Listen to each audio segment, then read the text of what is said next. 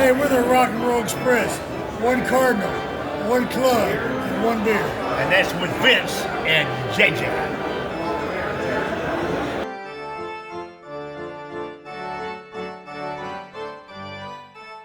Welcome back after a 2-week break. Thank you to the All-Star break. I'm not happy. The Brewers have overtaken the Cubs, and JJ is wearing the hat just to rub it in my face. They're beating the crap out of us too, but they're red hot. Vince, they're red hot. Yeah, I had a friend who sent me a message today saying, "Are you upset at the way your team's playing?" My team's not playing bad. What can you do? I think the Brewers have won 12 straight. I mean, it happens. So there's still a lot of baseball to be played. I'm not sometimes they peak a little early. Sometimes you're running that mile, and then that third lap, you give it everything you got, and you run out of steam. So who knows? I think the trading deadline and health is going to be a big issue for both teams going down the line. It's going to be so much fun. With the Brewers, ever since Woodruff has come back, he's pitching the best baseball of his life now. With Peralta, Woodruff, and Mizorowski, boy, that's a playoff staff you don't want to run into in a short series. That's true. We're needing to add a starter. I'll get into that a little later. Remember to like us on Facebook, and those of you who are watching on the YouTube channel, if you'll please subscribe by clicking on the subscribe button, we would greatly appreciate it. That way you can have our information as soon as it drops. You can contact us through onecard1cup1beer@gmail.com. You can contact us on any of our platforms through leaving a message, direct messaging us, or something. And if you'd like to support us through Patreon, just go to patreon.com, search for One Cardinal, One Cup, and One Beer, and find our Patreon. And you can support us for as little as, I think, like $3 or $5. I mean, it's $3. Come on now. It's a month. I mean, come on, man. Yeah. Don't you want me to get out of my basement? So, anyway, if you'd like to be a guest on one of our panels, please let us know. We always like to have our listeners/viewers as guests. We like to know what your baseball knowledge is and your perspective, because a lot of times it's not our perspective, so we can learn something. That's right. So if you'd like to be a guest, please let JJ or myself know. JJ, how are you doing? Vince, doing great. Went down to Springfield. I know you've been on the go too the last 2 weeks.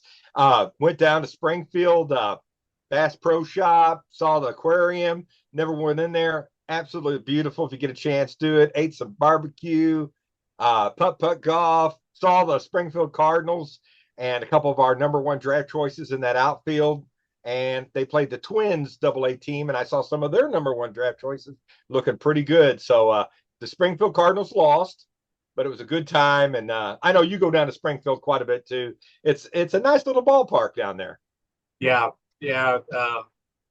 Gosh, we've had I guess Rebecca moved down there in 2020 to continue her education. Violet's down there now, and this is she has one more semester for undergrad, and then she'll just go straight to her graduate program. So she'll be there till probably about 2027, maybe. I don't know. Okay. But so, yeah, and Kathy went to school there, and Kathy's aunt and uncle lived there for 35 years. They live in the St. Louis area now, so she's got a lot of ties there. So yeah, we go there quite a bit. Good time. But over the break, we did take a trip to Omaha and visited Max. We were the first visitors that he has had since he moved there in January. So kind of felt, hey, man, Yeah. really like you, man. So, but anyway, we had a great time. He showed us around, showed us his place of employment, the Amazon hub at Council Bluffs, Iowa, right across the river. And we saw some of the sites. We went to the AAA Royals, the Omaha Storm Chasers, and got to see that game. It was pretty cool because we saw like Gage Workman, who started the year with the Cubs, Rule 5, and then we let him go. And so he's playing with the, gosh, where are they playing? Toledo Mud Hens, the Tigers AAA. Oh, We got to see him. We got to see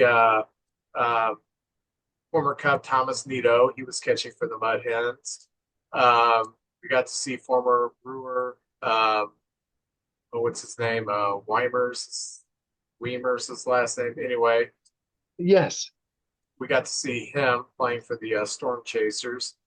It was a lot of fun. We got tickets right behind home plate, and that was really cool. And then the next day, we got up in the morning and we went to go see the stadium where they play the College World Series, and that was really cool. And then we went to Kansas City and we saw the Royals play the Mets, and that was really cool. And I shot this beautiful video so you could all share it with us. Hey. Could share with you guys. Yeah, that way.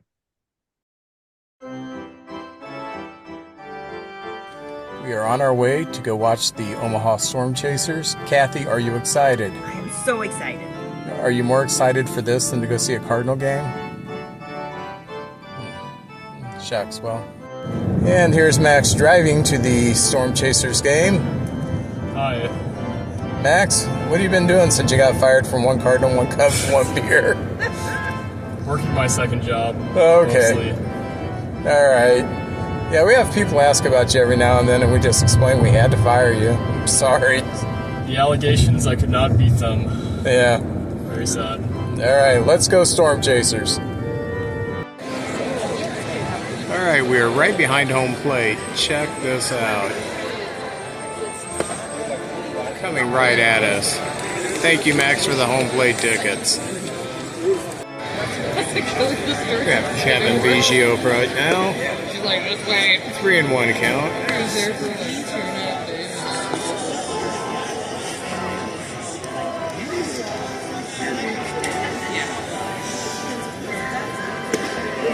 And Kevin's gone. With JJ, the Storm Chasers lost 1-0. But it's Harry Potter night here at the ballpark, and we're gonna have some fireworks. Is that not cool?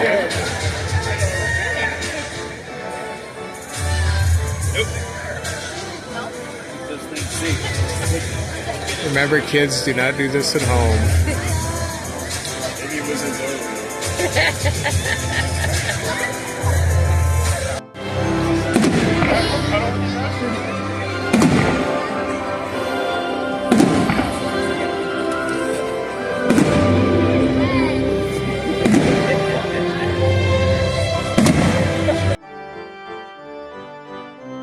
All right, JJ, we are walking into Coffin Stadium.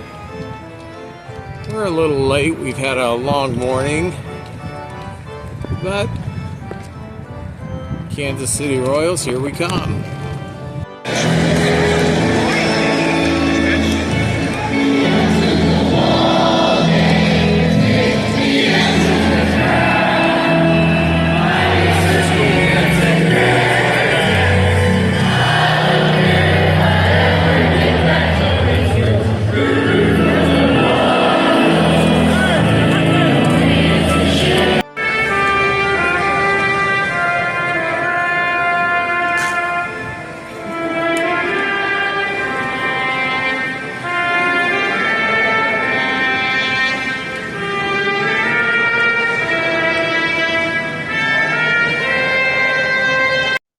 So that was our trip.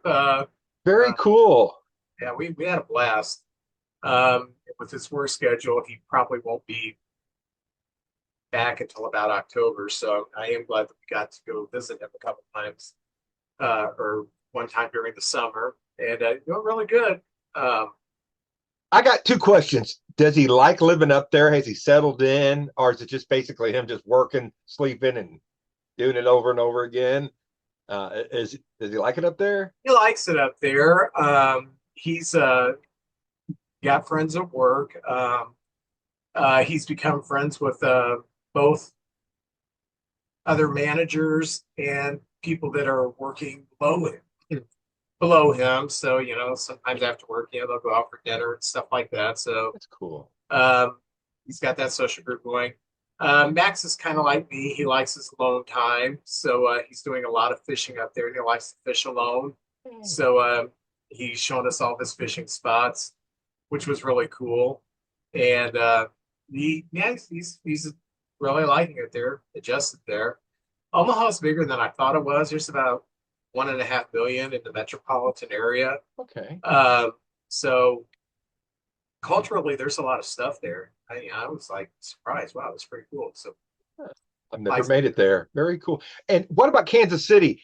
Is it kind of sad, that stadium's coming to an end? Because I got so many memories about Kauffman Stadium and the Royals and the Yankees and George Brett, and seems like it's kind of on its last few years now. it is sad, and as you can see, even though we were up, the top tier, about halfway up the top, we were right behind home plate.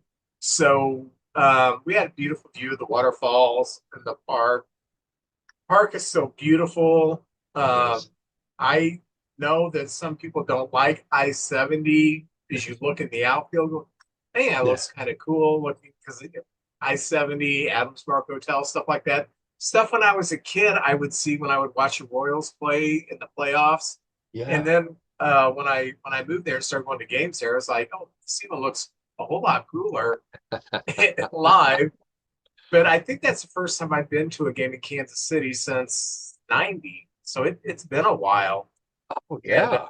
And it's still a beautiful stadium. So it is kind of sad that they're talking about moving, but I do get it because they need that revenue money in the city. And it's the Blue Springs. I don't know. It's not in Kansas City. They're not collecting city taxes where they're at. So and it's bringing nobody to the downtown stuff. I mean, downtown Kansas City is pretty neat. The art museum is neat. The plaza is really cool. There's a lot of things to see in downtown Kansas City. And then you got both stadiums, Royal Stadium and Arrowhead Stadium, out in the suburbs. And, the trend has been to revitalize downtown areas as you make sure that you put your sports team stadiums there. So they're trying to follow that trend. All right. I know they're having their snags, but none of these relocations or building new stadiums, none of them go off without a hitch. There's always hitches. So Yeah, that's true. So you had a good break besides going to Springfield? Oh yeah, saw Superman. I recommend it. I never liked any of the Supermen, but this one had a lot of humor and really good bad guy. And I think they did a good job with this one.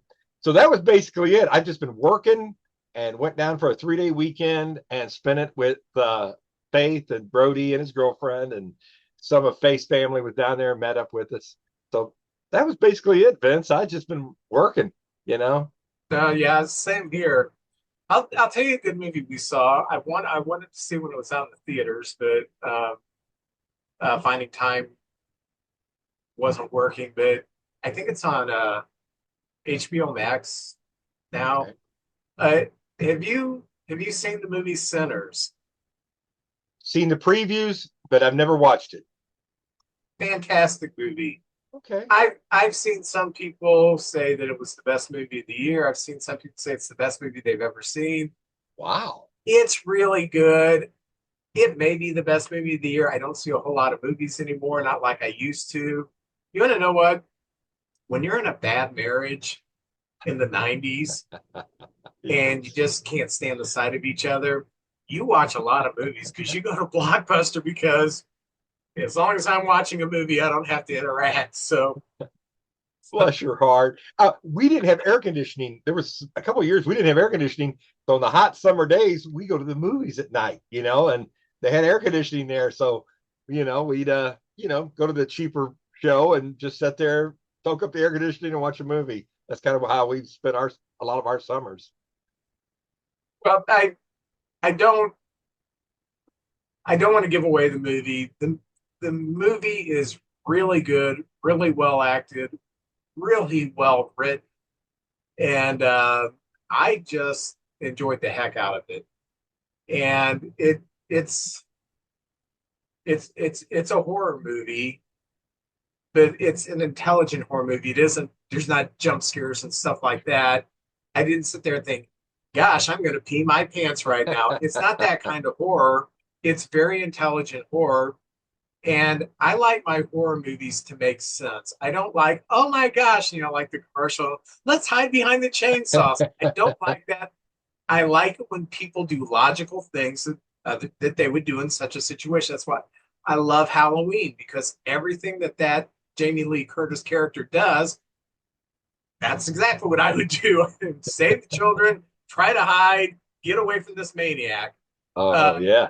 This movie, it makes a lot of sense. There's a lot of supernatural stuff in it, which is not completely logical, but you suspend that, and if you put yourself in that situation, yeah, they're kind of doing all the intelligent stuff. And if you do watch the movie, you have to watch through the first set of the credits.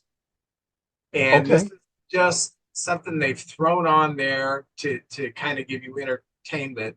If you miss that last segment, you miss the final piece of the puzzle that puts the whole movie together. Okay. So I just enjoyed the heck out of it. It looked very stylish. The clothes, the sets. Yes. It was very stylish. But talking about bad horror movies, we have a lot of folks that watch our podcast or listen to it and that tell me it's growing by the numbers, Vince. It's growing by the day. But they love Svengoolie because they say they don't watch any baseball on Saturday nights because it's Svengoolie night. And I have to say, I'm a big fan of Svengoolie, and he'll take these bad movies, 50s horror movies, and he'll break down who the actors are, when they made it. You might know this actor from this thing, and he sings songs, tells terrible dad jokes, but it's a good time. So if you get a chance and you want to watch some old horror movies, not as good as your horror movie, but you'll have a good time with Svengoolie on Me TV, I think it is. Me TV, it's 7 o'clock on Saturdays. Oh, it's top notch. I started watching that whenever I was in high school. Oh, that long ago? I'm only like 2 or 3 years into it. I didn't know that. It was on WFLD out of Chicago, which I got on cable. Oh. And it would come on Saturday evenings, and then they switched it to Saturday afternoons. And one of the funniest parody songs I ever saw, he sang a parody of Don't Stand So Bye Bye Love by the Everly Brothers. Oh, okay. But because previously his time slot was against the Love Boat. Oh. And Fantasy Island. So he said, bye bye, Love Boat. Bye bye to you, Tattoo. It was hilarious. Beautiful stuff. But yeah, I still watch Svengoolie, and that the guy who plays him, Rich Klotz, I don't know if you know the history. No. That show originally was done by another guy, and he did it for only about 2 or 3 years. And Rich Klotz worked with him, and then that guy wanted to do other things, so he asked Rich if he would do it. And Rich said, yeah. So for like 30 years, they called it Son of Svengoolie because he was the new Svengoolie. And then I heard Rich Klotz interviewed. He said, after so many years, do I really need to be the son anymore? Nobody pays attention. Yeah, that's great. I love Svengoolie. I still watch a lot of Mystery Science Theater. Even stuff that I've seen, like Manos Hands of Fate, I've probably seen it 10 times. I will still watch that. Soul Taker, just, oh gosh, got me started here. And you find yourself laughing out loud. You're by yourself watching this and laughing out loud. That's how good these shows are. My dream job would be to write for Mystery Science Theater. I don't want to act in it. Man, I would love to sit there in those meetings and just make these jokes about the shows. we did, Kathy and I, it was about the first year we were married. The original host of Mystery Science Theater, Joel Hodgson, who created it, he was doing a traveling thing called Cinematic Titanic, and it was him and TV Frank and oh Mary Jo Plow, uh, who played the villain, the top villain during the early years with Mike, the woman. Okay. Oh yes. Yeah, it was like six people from the prime years of Mystery Science Theater, and they played a movie and they riffed on it live. I think it was at the Sheldon we went to go see. That was so cool. Was it good? Yeah. That's cool. Yeah. Little treasures like that make life worth living. Little things like that, because it's so funny, so good. Something you look forward to every week. Yeah. Speaking of look forward to stuff every week we do the obituaries. Oh, I swear, in the last 2 weeks, we've had twice as many people die than usual. what the heck? Oh, let me get to the obituaries. Jeff Bittiger, he pitched from 86 to 89. I remember the name because he pitched for the Twins in the 87 season. And he pitched for the Phillies, Twins, and White Sox. He passed away. And not a whole lot of people knew him. But in his short career, he did get a World Series championship. So that's kind of cool. But the next three are household names. Jim Clancy, who pitched for the Blue Jays primarily, also pitched for the Braves and the Astros. He pitched from 77 to 91, had a long career. He passed away. And he was always like that third, fourth starter in a rotation. Guess how many career complete games he had? Well, he didn't. I don't think he had a long career. I'm going to say 12. He had 74 complete games. Clancy did? That's how much the game's changed. Yeah, Jim Clancy. Wow, I have no clue. I would have never got that. Yeah, I was like, wow. Also passing away, former Cubby, pitched 1 year for the Cubs, but mostly known for his time with the Tigers, Joe Coleman.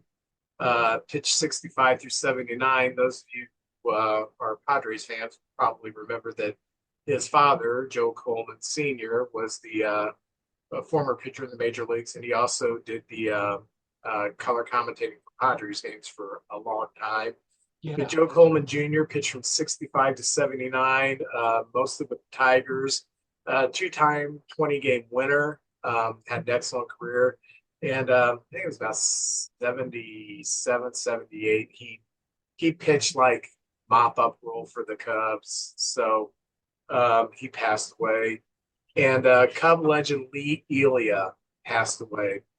Lee Elia, I did a spotlight on him about a year and a half ago. He barely played in the major leagues. He played with the White Sox and the Cubs in like 65, 66. But then he got mostly known as a coach, and he was on the Philly staff and during their great teams in the 70s that never could beat the Dodgers to make it to the World Series.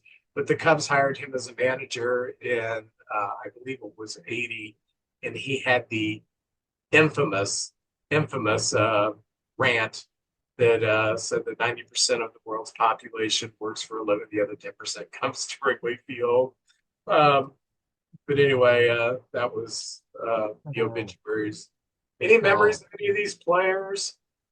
Well, first of all, I would also be remiss. We're both music fans. Ozzy Osbourne passed away today. And where I grew up, Ozzy was big. I mean, in Hillsboro at that time period, 81, 84, Ozzy was huge. And I just have so many songs I love by him.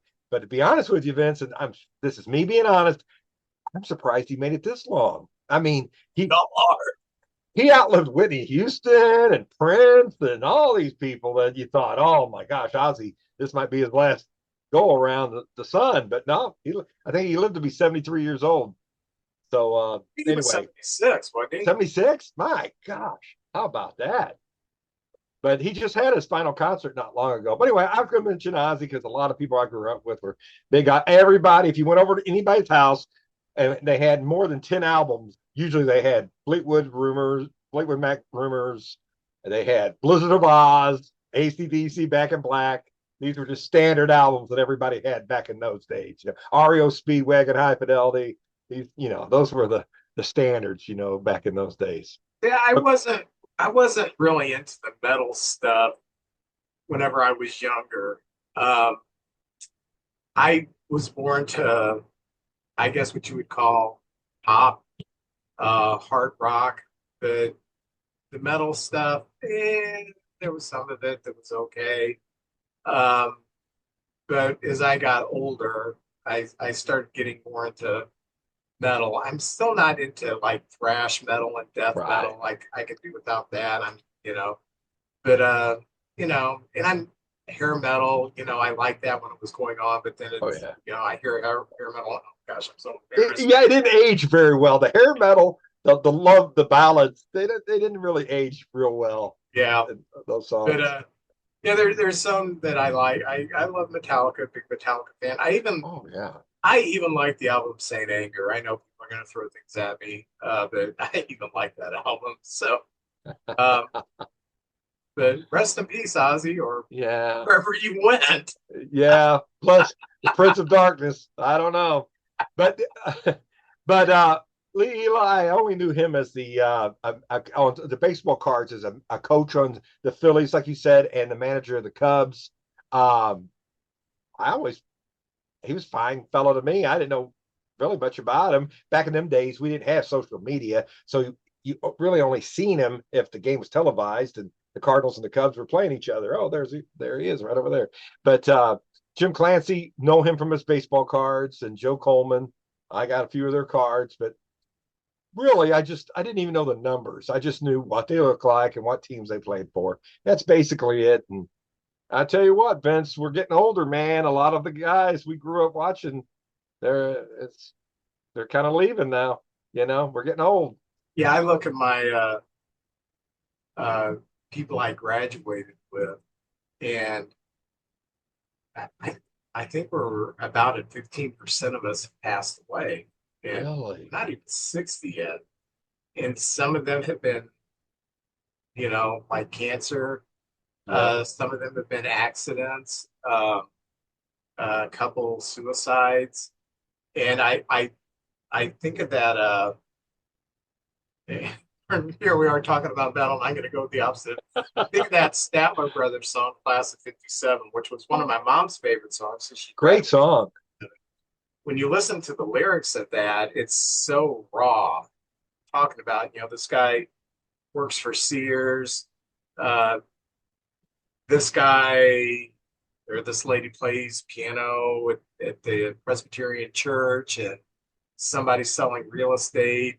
And then he talks about somebody, his wife left him. And then he goes into another, this happens to somebody. Then he goes right back to that. And he talks about the guy said he took his life. It's like, my gosh, it's really raw, especially for, a group that started with Southern gospel.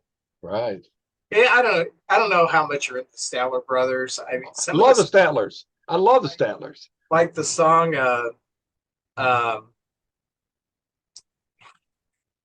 Bed of Flowers. When it's scathing about religious people shunning this woman of bad reputation, but he said she was the only one who paid attention to me when I was living on the street. And I'm thinking, my gosh, how'd that go over in all the churches you guys used to sing in? Oh, good. Statler Brothers, awesome. Oh yeah, I'm with you on that. Top notch. I'm with you, Vince. I like almost any genre of music, something in it. Maybe rap I don't like as much as I like country, but there's some in it that I just love. The lyrics or the rhythms or whatever. It's the talent, of singing that fast and connecting all those words together. I like all music in some way or another, But Vince, what do you think of the All-Star game? What I think of the All-Star game? Yeah. I did not watch it until the next day. Oh, okay. Well, Uh, I wrote down some little ideas, thoughts along the way, and I'm just going to run them by you and tell me what you thought. All right. okay. Are you still a fan of the home run derby? Is that something that still brings you to the TV to watch? I like the old system where it would be 10 pitch, you got 10 swings, not 10 pitches. Um, I don't like the rapid fire stuff. You don't have time to enjoy the home runs. Right. And so I'll catch it. I didn't this year. I'll catch it if, oh yeah, the home run derby's on. But I'm not nearly as entertained as I used to be whenever they would be the 10 swings. I don't care about the number of home runs that they hit. I want to admire big home runs. Oh, yeah. But sometimes there's 450-foot home run and you're watching it, next thing you know there's another one and it's just going too fast. Maybe it's because I'm getting older and I like things slower now. I find myself really rooting for the tortoise every race with the hare now. So I agree totally with you. I was more into it as a younger fan. So I'm with you on that. Now, this year they went back to each guy wearing his uniform of his team. Did you like that better? yes, yes, baseball is a sport where you can easily identify. It's not like basketball or football or hockey's all-star game where you have to know the colors because it's moving so fast.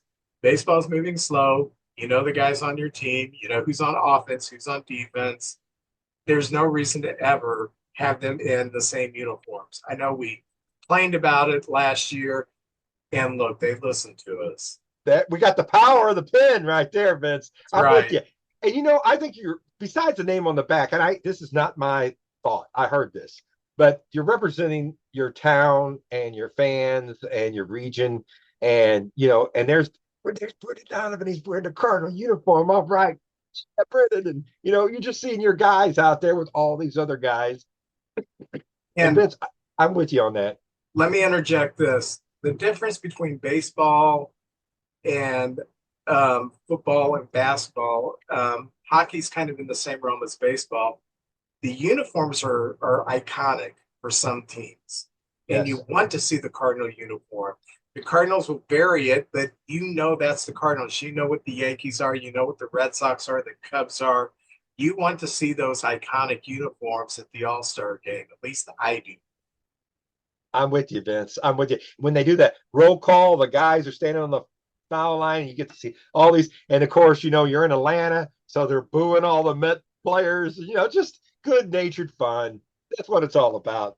Well, they also brought in the auto umps for this All-Star game. What'd you think about that? I still love it, and I think that it was used properly, and I think it was a great platform to show people how seamless this can work because it does not interrupt the game at all. No. And I didn't know how many each team got. I just knew it was there. And the moment I really thought of was Scooble was talking. They had him mic'd up.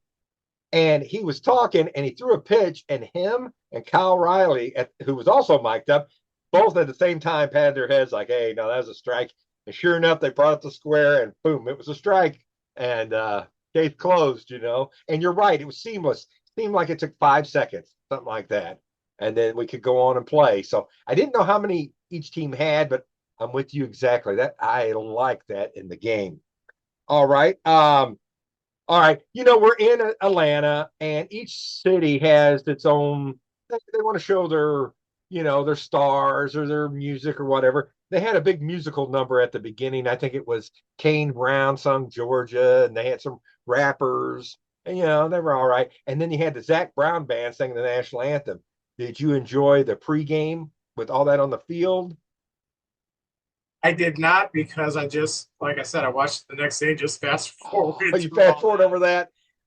It's kind of odd having, a guy just walking around an empty field rapping, it almost needs like more activity or something. Not that I'm against rap, but I didn't enjoy that so much.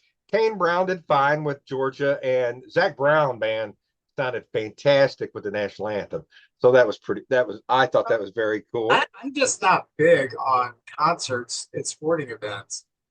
The Super Bowl, it's become so iconic, but Yeah. it doesn't matter who performs at the Super Bowl.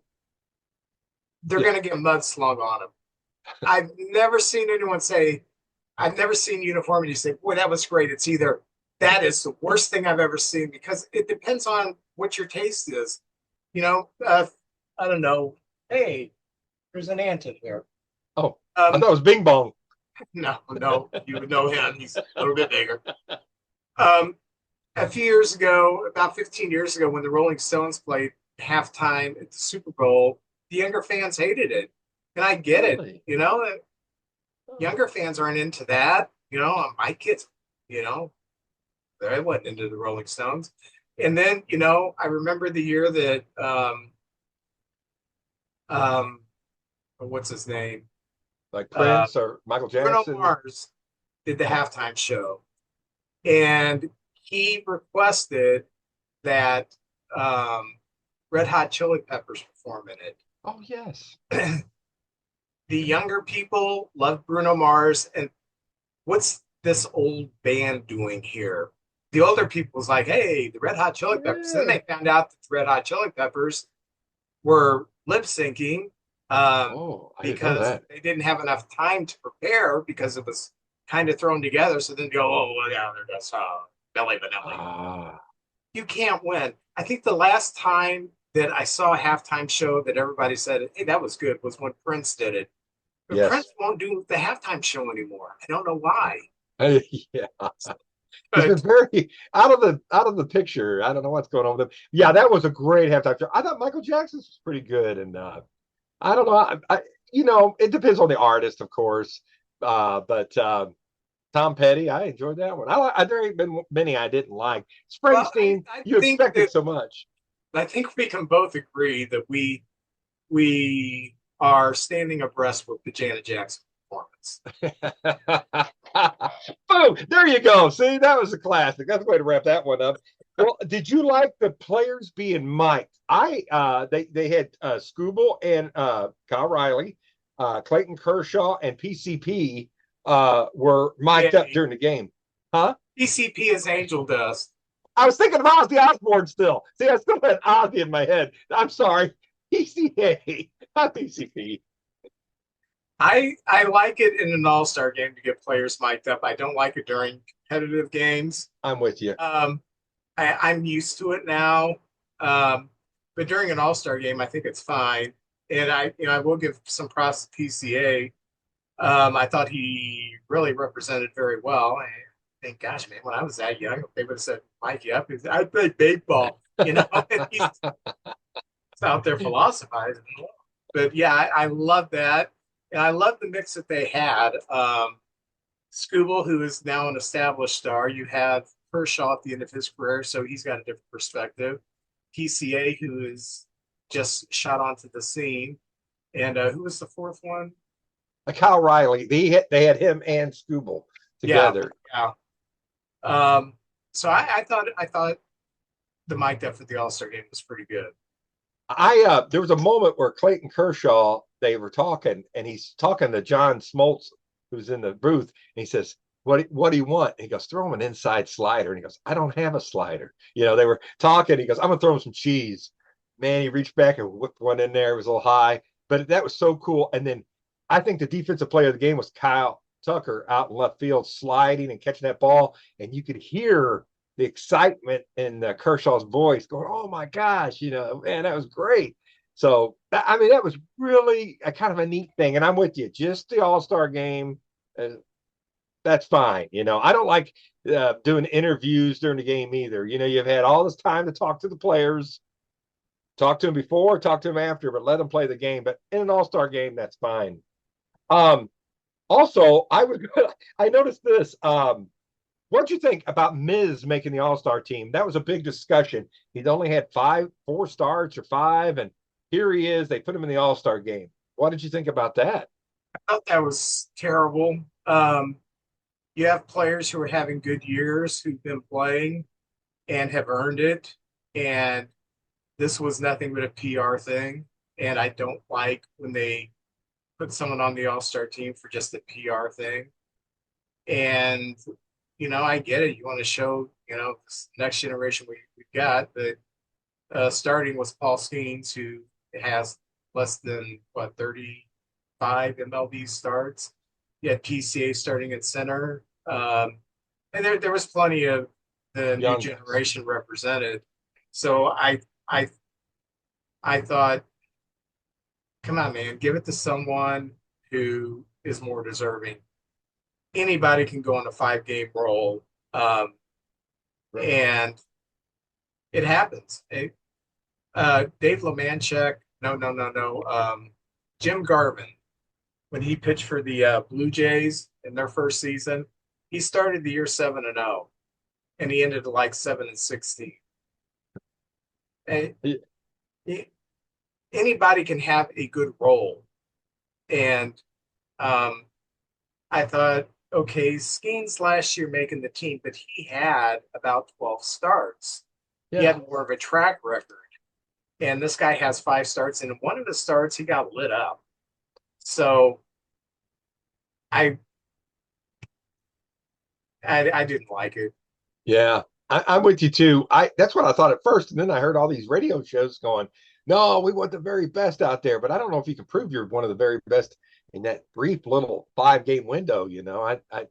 There's so many other, like you said, there's other guys that's maybe never made an All-Star team, and I know there's people who've been put on the team and then decide, no, I'm nursing his shoulder, but I still think there was people more deserved it more than the Miz. And he'll probably, if he keeps it up like he's going, he'll have plenty of All-Star games ahead of him. But that was a little premature. But I looked at it this way. That's the equivalent. 5 starts is the equivalent of a position player having 25 games. Okay. His ERA was in the high 2s. So let's say that's like someone batting about 280 after 25 games and has, I don't know, 4 or 5 home runs after 25 games and an OPS of 810. Nobody would think of putting that person on the All-Star game, but that's the pitching equivalent. That's what I'm saying.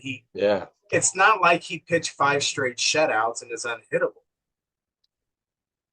He started with 11 no-hit innings, and then he's kind of been hittable since then. But, yeah, I'm with you. Well, I only got a couple more thoughts on this, Vince, and one, I'm going. This is just a thought I had. I think the All-Star game was like PCA's coming out party for the rest of the nation to see. Of course, me seeing the Cubs all the time, and he's in our division. I see the highlights every night. He makes some sort of play that I don't think many people could make. They say the odds of him making this particular play was 10%, and he gets over there and dives like Superman and comes up with it, And but when they mic'd him, and he hit a double in the game, and he just looked like I know there's other young stars, but there's something about him. There's that X factor, whatever it is. When he hit that double, he didn't get overly excited. He was happy, but he just seems grounded and seems like he should be there. So I'm just saying, when I seen that game and heard him talk, I was like, you know what, this is a good person for the MLB to kind of hang their hat on. He's going to be one of the good ones coming up. It was easy for us to say because we watched him all this time, and he just keeps getting better and better and better. And I didn't see the power coming, but my gosh, that's a kid. He's going to be a top-notch star. He reminds me, and he didn't until I guess I started thinking about this in June, when it was apparent that this wasn't just a power surge, that he really can hit the ball out all over the park. He reminds me of when Ken Griffey Jr. came up, who had all that talent and all that power and speed and defense, and was so young but still so articulate and just had a zeal for the game. And so I think he is going to be one of the better he may be the most marketable player they've had in the major leagues since Griffey Jr. Um, because let's face it, Mike Trout, Judge, Otani doesn't really speak English. Um, you don't, baseball players are very vanilla. You know, you're not going to get Richard Sher. Well, I guess Tommy Pham will say what's on his mind, but Yeah. you don't. In football, you got like your Richard Shermans, people like that who are going to say whatever they want. In basketball, you have the same people. Baseball is so conservative because let's face it, it is made up. The majority of baseball is made up by upper middle class to upper class white people who've lived in suburbs. So they're very buttoned down and conservative. Even though PCA was raised by, two working actors and, had a comfortable living, he's not buttoned down. He says what's on his mind, and he's not saying controversial things, but he's just not saying the stuff that, Yeah. Yeah, so what about people who emulate you? I don't emulate me, be yourself. Yeah. Well, That's really cool. That's like most Charles Barkley kind of thing right there, Yeah. Yeah. I'm not a hero. Yeah. He used to say that. Well, the big thing at the end, Vince, I didn't know this was coming until they started talking about in the eighth inning. They had the swing off, which I didn't know about. Now, I think the National League was completely out of pitchers because as you play this game, I think the manager's job is to try to get everybody in the game you can, and you're preparing for a 9-inning game. At the end of the seventh inning, it was 6-0 National League. Poor Paul Skeens looked like he's going to be the winner. That guy can't catch a break. So the American League comes flying back, and now we got a tie, and we go into the extra innings with what they call the swing off. What did you think of that? I don't care. And I know I'm in the minority with people my age because I saw a lot of the people who are my age. And how is this a way to settle a baseball game? It's an exhibition. I just, nobody cares who wins the All-Star game. I mean, it's not like when we were little and there was pride because players basically stayed in the same league for their careers. We're in an era where, you don't have Bob Gibson who doesn't talk to people. And these are all friends. It's just a different thing. I'm not saying it's better or worse. It's just different. So you run out of pitchers, yeah, go ahead and do a swing off, or maybe just let a fox loose and see who shoots it. I don't care. Who cares how they finish the All-Star game? I just thought they cannot have the embarrassment of a tie game again, because that one of Bud Selig's legacy is going to be that.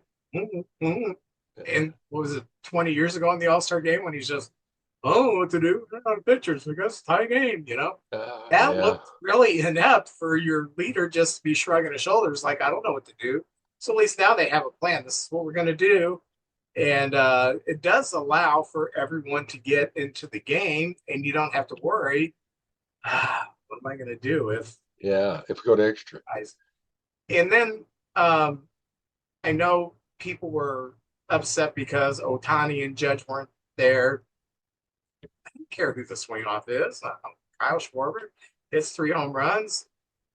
All-Star MVP gets a car or something. I don't care. He can buy his own car.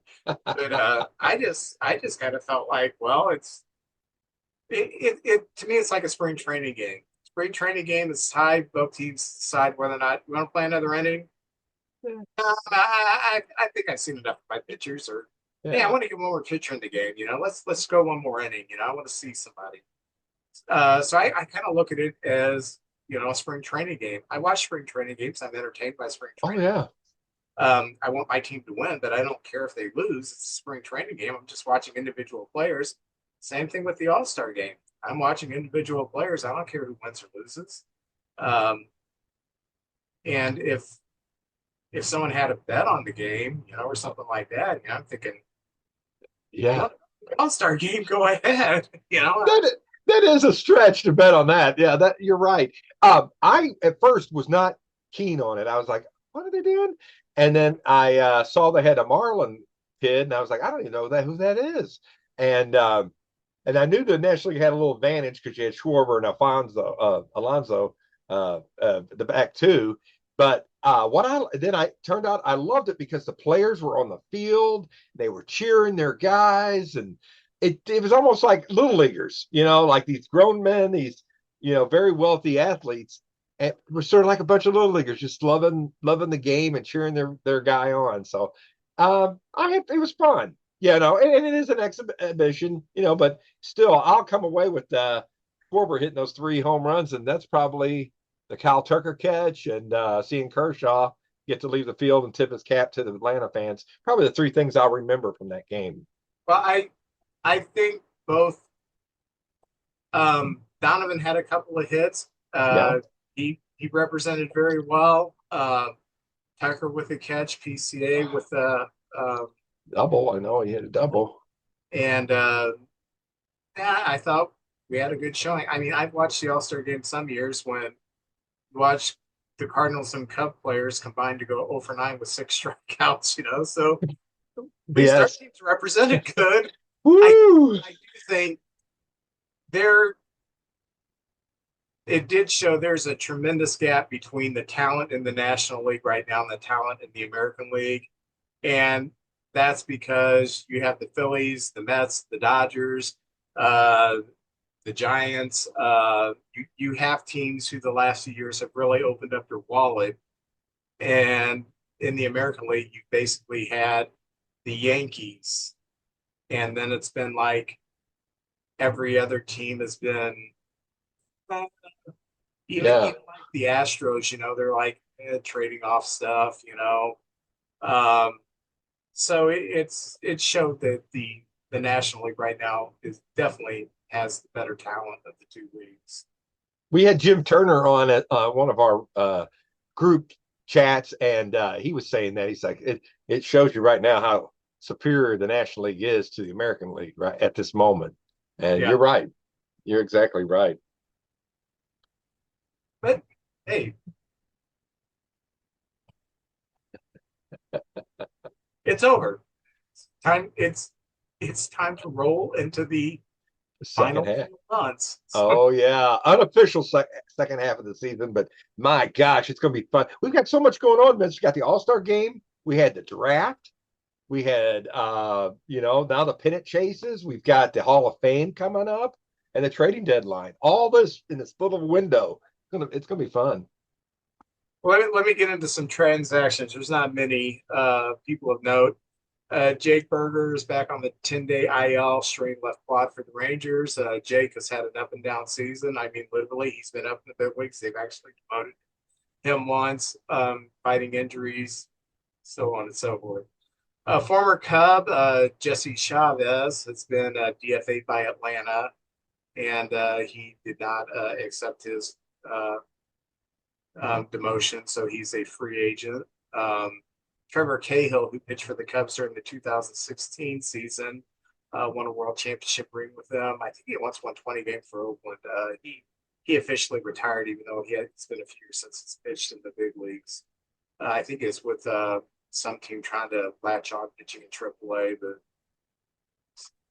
But Shane Smith celebrated his pick to go to the All-Star game to represent the White Sox by landing on the 15-day IL with a sprained left ankle. And fun. Itzhak Paredes, former Cub. These guys are former Cubs. Itzhak Paredes, former Cub, for now playing for Houston, 10-day IL with the right hamstring strain. And Dave Robertson, former Cub, he has signed with the Phillies.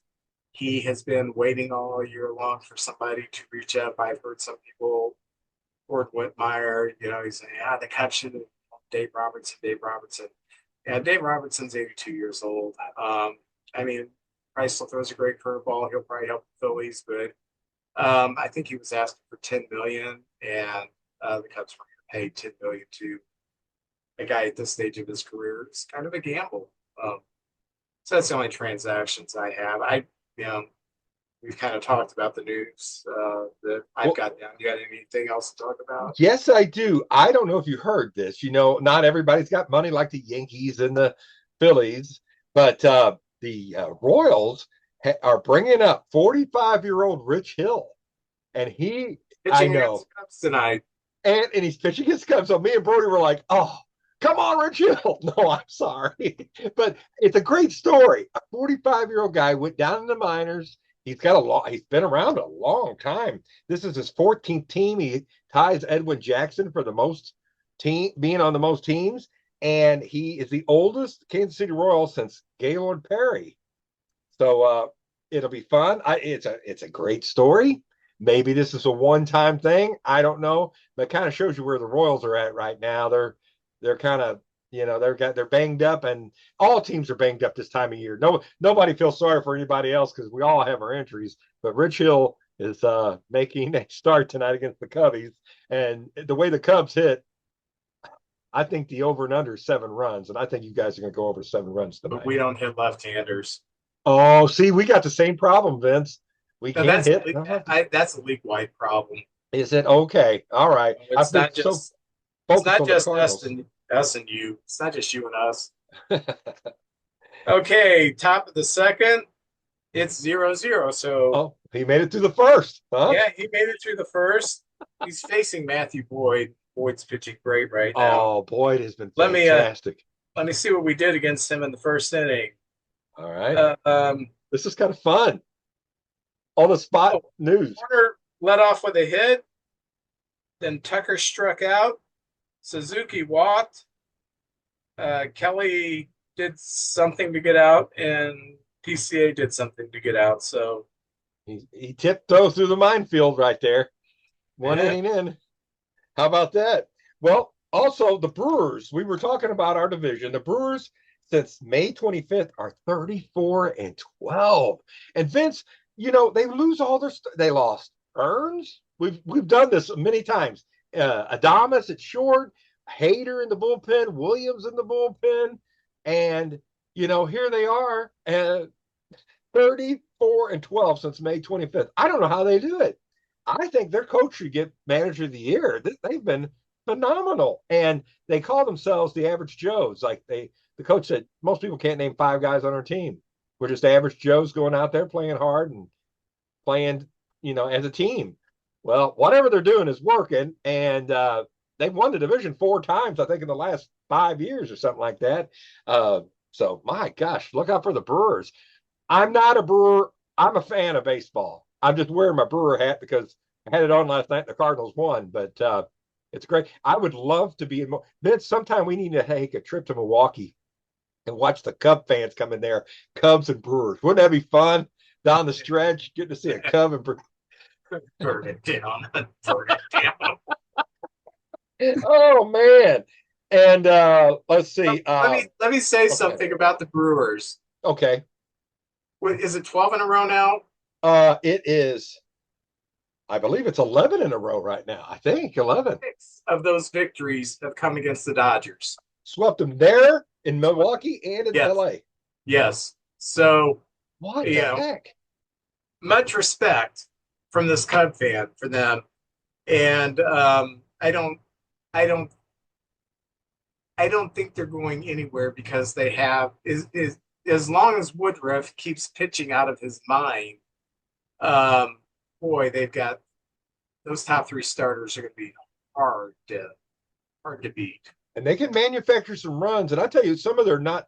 You always think of Jackson Chirios and Contreras behind the plate and Yelich. They got some other guys too. Sal Frelick.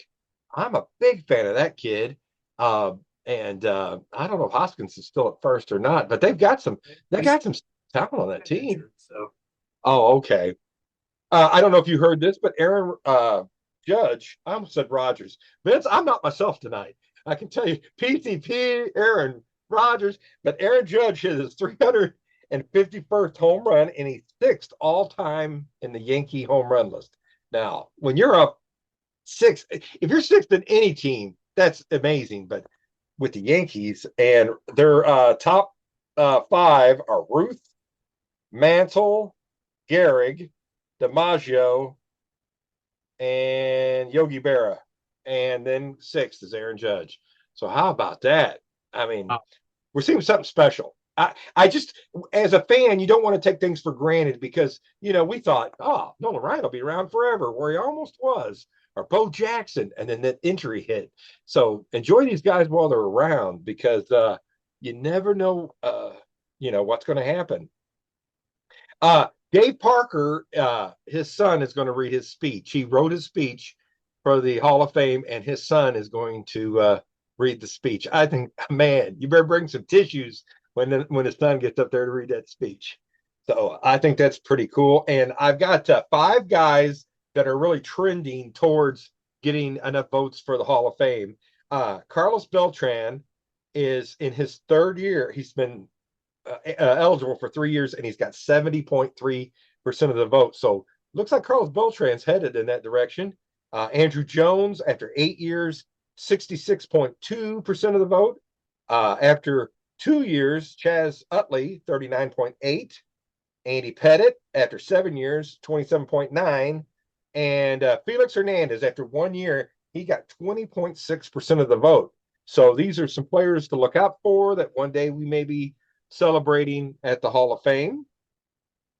And I think I had one last thing here, Vince. What do you think about war?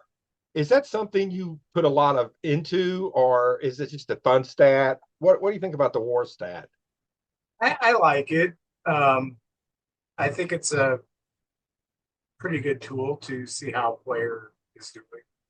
Yeah, I think with the hitters, it's based on, of course, hitting, defense, and speed, and then of course the pitching if you pitch. But I was looking at WAR of current players or comparing players like in history, and I did 3 comparisons, and this is what I got. Mike Trout is the highest active WAR player, and he's at 86.9%. Now I don't know where people think like you got to have 60 WAR to get in the Hall of Fame. I think it just varies. But Trout's at 86.9. He's the 49th highest WAR player in the history of the game. And comparing to somebody, 48 is George Brett, 88.6. So that's a nice comparison there. Brett and Trout, both great defensively. And I mean, that's just there. I took a Cub player.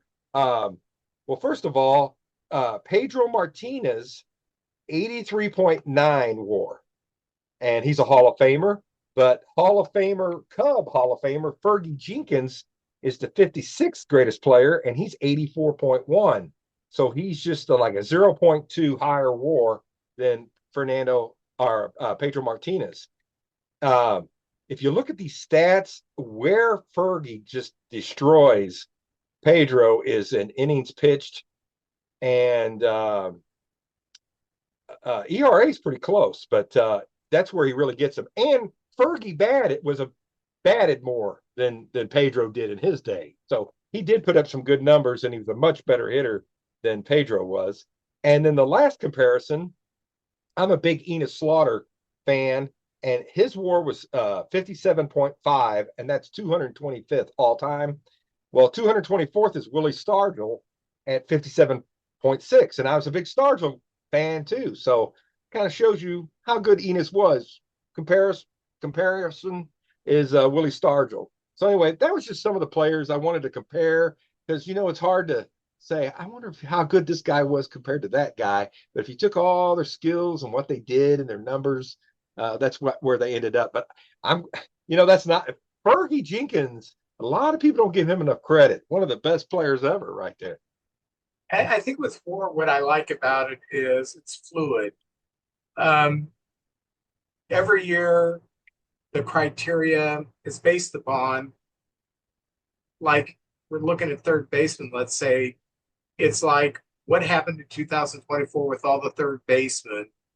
And that's where you start. It's not like we think of batting 300. Oh, that's the goal to bat 300.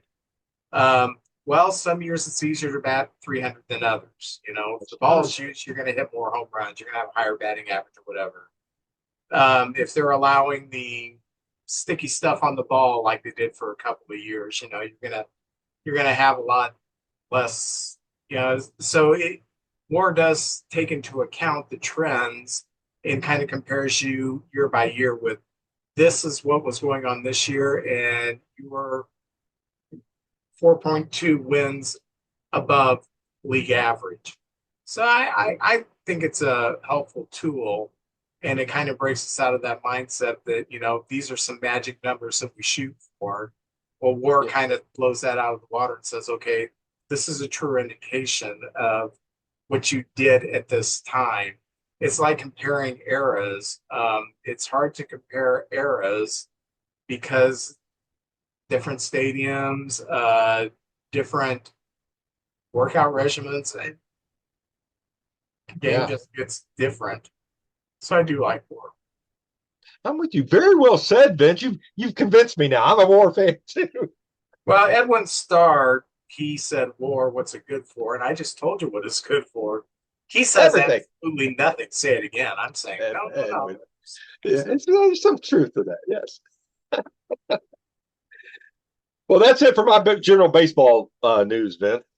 Well, what's going on with the Cardinals? Well, I'm going to start out with some little things. Well, Jason Mott, friend of the show. I like saying that. Jason Mott, friend of the show. Good old Jason. August 14th, that's a Thursday. They're having the ninth annual cornhole tournament, and it's all the money goes to fight cancer. And they've been doing this, like I said, for 9 years. And Jason Mott's been affiliated with it, I know, for a while now, and put a team together and go up there. And there'll be some Cardinal players, I believe, or ex-Cardinal players, and competing. So that's pretty cool. I like when the alumni get together and do something for a good cause. That's pretty cool. So that's what. Plug real quick. Sure. There is a place in Peevely, and I think there's only two places in the state that have indoor cornhole. We have a facility in Peevely. It's at the same shopping center the Save-A-Lot's at. It's an indoor cornhole facility. And even though I don't play cornhole, it's pretty cool. They have leagues, they have tournaments.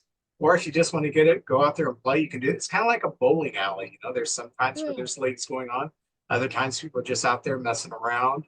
But in days like it's been like the past few weeks where it's not just been hot, the humidity's been so high. If you want to play some cornhole, make a trip to Peevely. I think they got a snack bar and stuff like that. It's kind of cool.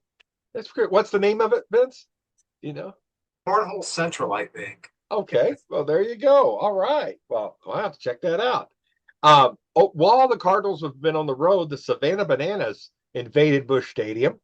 And Vince, I didn't know anything about the Savannah Bananas about 3 years ago. And I thought you had to go to Savannah, Georgia to see them. And I think at the time they played primarily in that area, but they branched out, been playing in major league stadiums. And, as a Cardinal fan, it's been very sad seeing about 21 to 24,000 maybe at a Cardinal game.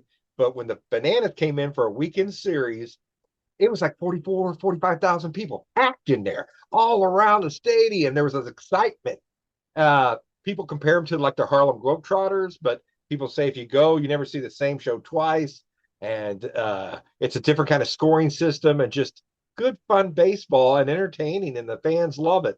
A lot of ex-players have played, and in that first game, I know Adam Wainwright came out.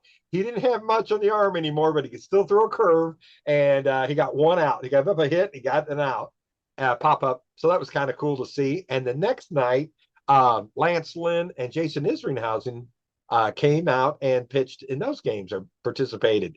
So it's just good, clean fun, and I'm glad a lot of these players have played college ball and maybe didn't get drafted, and they go and play for the Bananas and probably make a nice living doing that. But if you get a chance, go. And it was good to see Busch Stadium used for something. 45,000 people enjoying themselves, and I know some people who went said they had a blast, and if they come back, they'd go again. So, our mutual friend in comedy, Joey Crack, posted that the tickets for the Savannah Bananas were actually higher than Cardinal tickets. really? Oh man. Well, I think if you go to their website, they're normally like 35 to 50, but if you buy them on like SeatGeek or something like that, sometimes they can be a couple $100 or more, So Be careful where you're buying your tickets. Well, we had the draft. The draft happened, and the Cardinals got to pick fifth. And we haven't picked fifth in a long time. I looked it up. 1998, we had the fifth pick, and we took J.D. Drew, who is a big name, had a lot of talent. I know. Crybaby J.D. Drew. Oh, my grandpa hated J.D. Drew.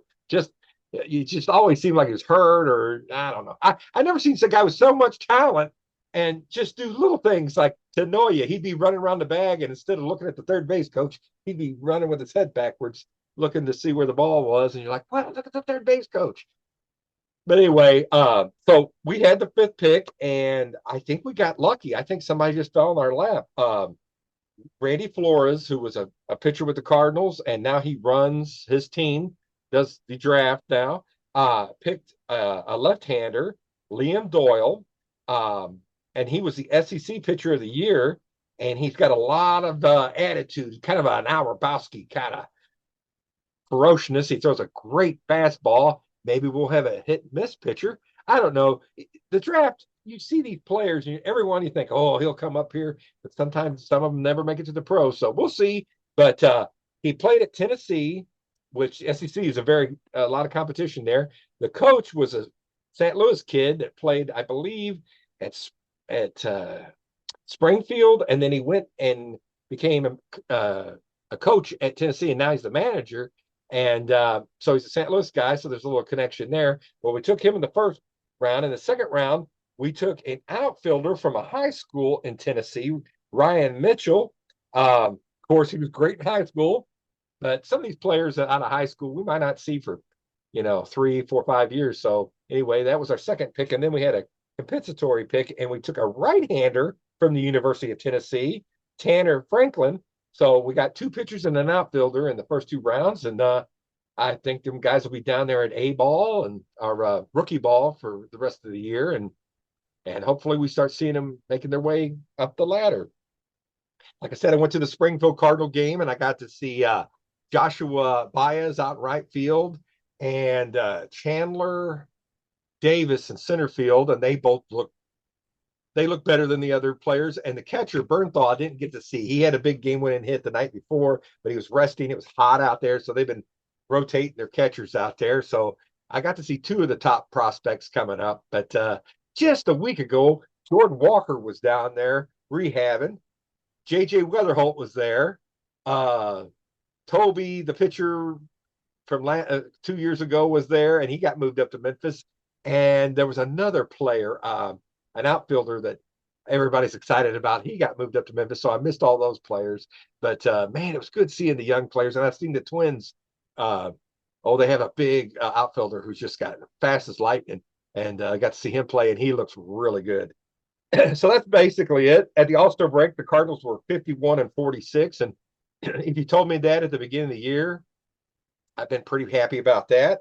But really, let's be honest, we after the All-Star break, we have got smoked by Arizona, and we didn't even look good at all, Vince. Our pitching, it was 4-0 by the second, third inning. And I mean, it's just, we didn't hit, we didn't pitch, nothing was going good. And thank God we were playing the Rockies, so we got a win last night. But we're 1-3 since the All-Star break. And Vince, I'll just say this about the Cardinals. I love the Cardinals. If we win the World Series, I love the Cardinals. We finished last. I still love my Cardinals. But we're not a great team. We're maybe an okay, maybe good team. We're not horrible. Maybe we can be bad at times. So we're right there in the middle.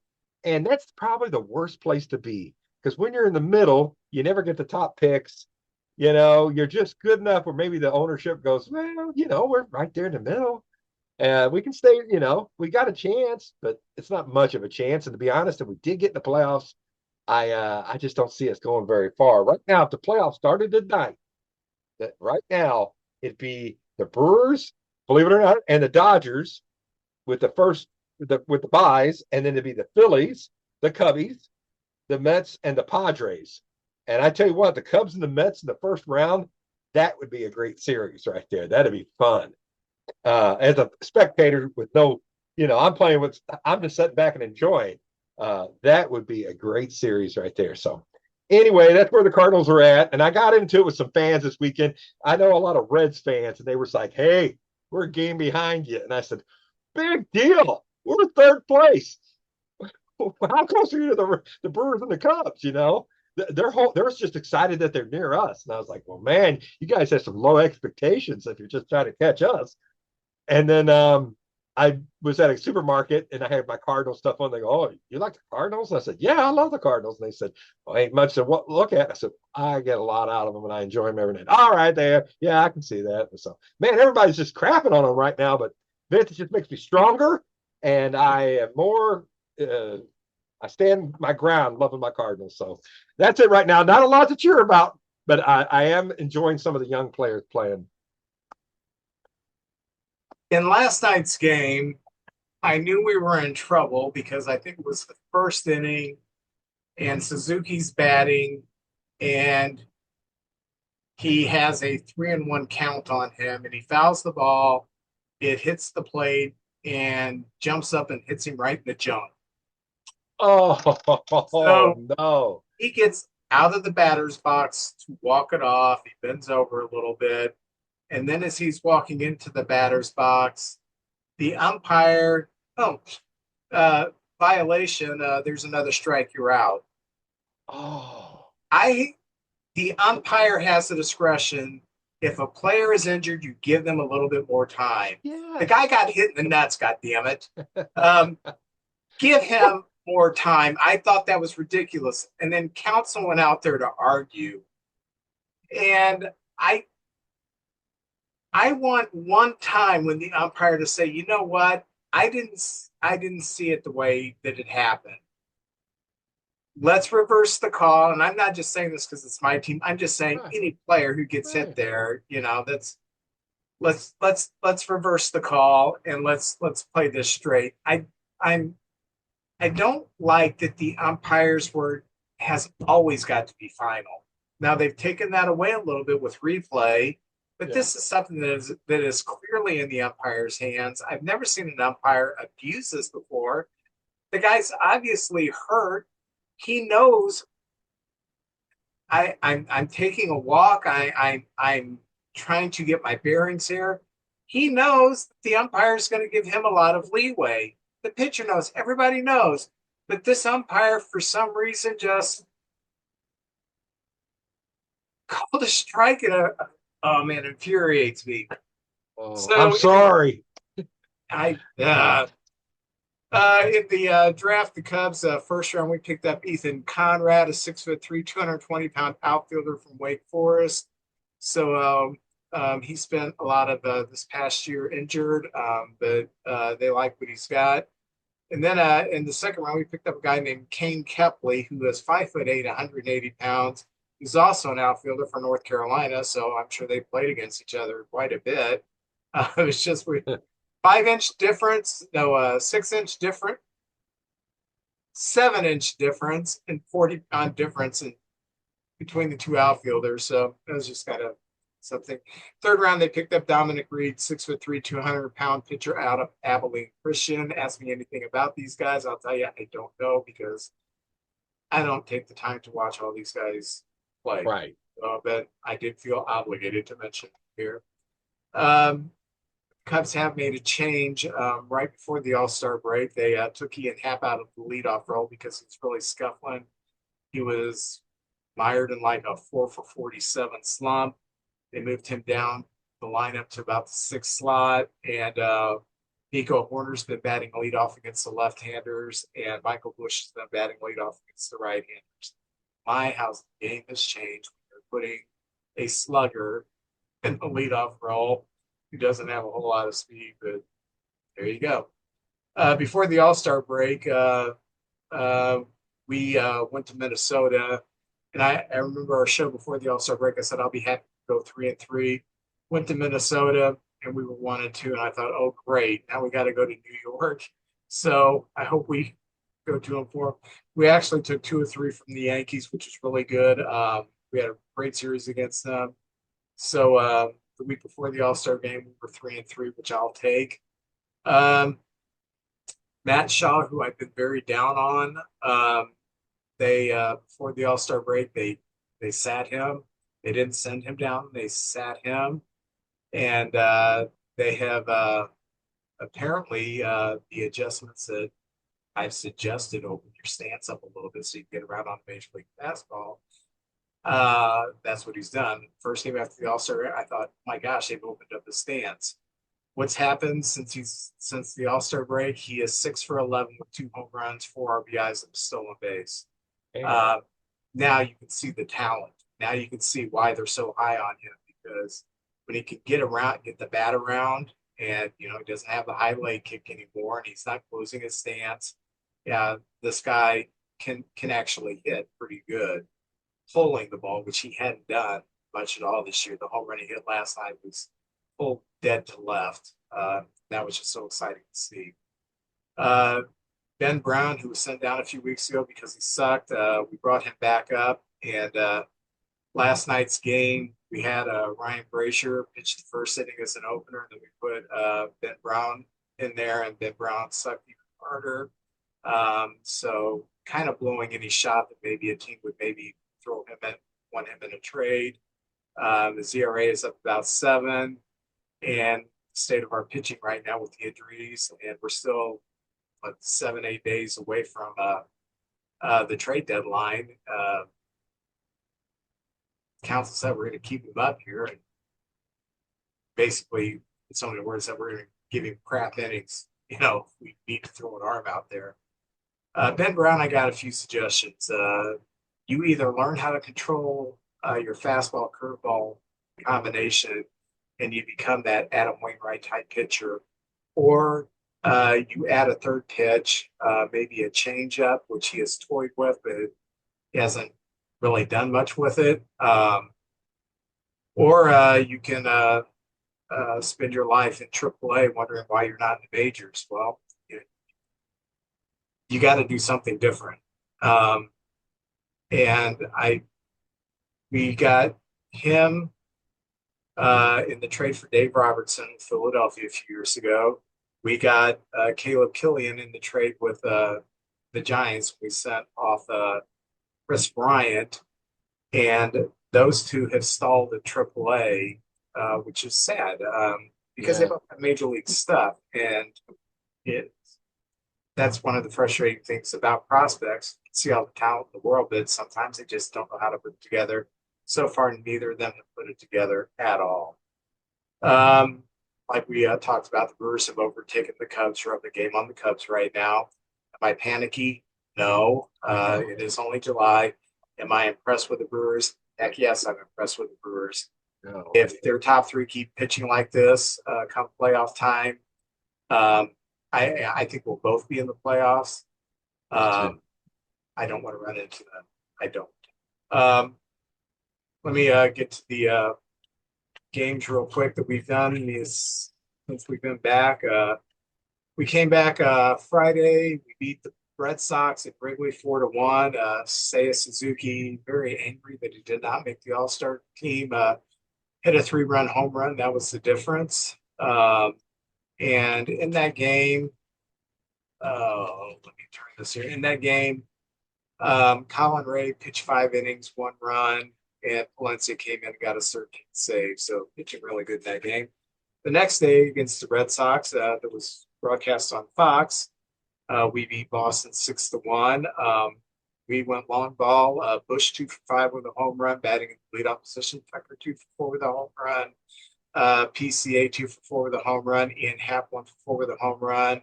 Matt Shaw 2 for 2 with a home run, coming off to play the last few innings. Imanaga pitched 7 shutout innings to get the win. He is now 7-3 with the ZRA at 2.4. Nice to have him back. Very good. The final game against Boston, we lost 6-1. Kind of a frustrating game. Warner went 2 for 4, PCA 2 for 4, Swanson 2 for 4. But Kate Horton, 5 2/3 innings of shutout ball, only gave up 2 hits, 3 walks, 4 strikeouts. He's looking like, yeah, this is the guy. This is a good piece to our rotation. Putting it together, he has developed the changeup. When he was drafted, it was like, oh, he's got this wipeout slider. His slider has not been it's been mixed. It's had some effectiveness. He's had some times where it just hasn't been effective. It's not working for him. The changeup has been gold. So, um, but in that game, we brought in Presley in the seventh inning. He gave up 2 runs. Pomerantz came in. He gave up 3 runs in the third of an inning. Ethan Roberts came in 2 thirds of an inning and a run, and that game got away from us. So we were 2-1 against Boston. Boston won 10 in a row coming into Wrigley. I was very happy with that. Last night we played Kansas City. It was terrible. The only good things is Shaw hit a 3-run home run. Justin Turner actually had a couple of hits, so that's a good month for him. And Kelly hit another home run. That Brazier pitched the first inning, 1-3 inning. Then Brown came in, and Brown in 4 innings, 7 runs, 6 earned. And then Flexen pitched 3 innings and gave up 5 runs. So one of Flexen's only 4 outings of the year. But Birdie came in, and John Birdie came in the ninth and pitched a perfect inning. So lowering his ERA to 6.75. Birdie for a position player, I think he pitched him 3 times already. So Yeah. So we've been 2-2 this week so far. Last I checked, it was 0-0. But I don't know, Rich Hill. Oh, He's 94 years old. he's got it up here though, Vince. He knows how to pitch. So, anyway, that's Cub news. You know who had a great time watching the All-Star game? Well, he has a good time doing everything. Oh, Jeremy Connor. Jeremy Connor loved the All-Star game. Comes a time in every man's life when he needs some advice on relationships. You need to listen to the podcast DMDR, which stands for Dating, Marriage, Divorce, Remarriage, from my good friend Jeremy Connor, the Dr. Phil of the Boot Hill. You can find DMDR on Spotify or whatever platform you choose to listen to your podcast. Yeah. JJ and I, we're going to go through the first half grades of our teams and kind of see where we have some deficiencies, maybe that we could plug up with some trades or something. So let me go ahead and do the Cubs first, and instead of back and forth, let's just do our teams. So kind of keep it on the same team. Yeah. I'm going to go around the horn first for the Cubs. First base, I give an A. Michael Busch, I give an A+. We are still sometimes platooning him against a tough left-hander, sitting him down, and we have Justin Turner coming in. And Turner at first base, I give a D-. So combining those two, it's a solid A. But if it's just Busch, A+. Second base, Nico Horner, I will give a B+ too. Fielding, A+. Hitting, solid B. His base running is good. The reason I'm not giving him an A is I would like to see him. He doesn't walk, so I'd like to see him get the average up a little more, so get the on-base percentage up a little more. I'd like to see him hitting 300. B+ there. Shortstop, Dansby Swanson, I give a B-. Defense, I give an A+. Hitting, I got him down like a C-. Yeah, he's got some pop. He's got about 15 home runs. He has a hard time hitting with runners in scoring position. He will go deep when it's meaningless.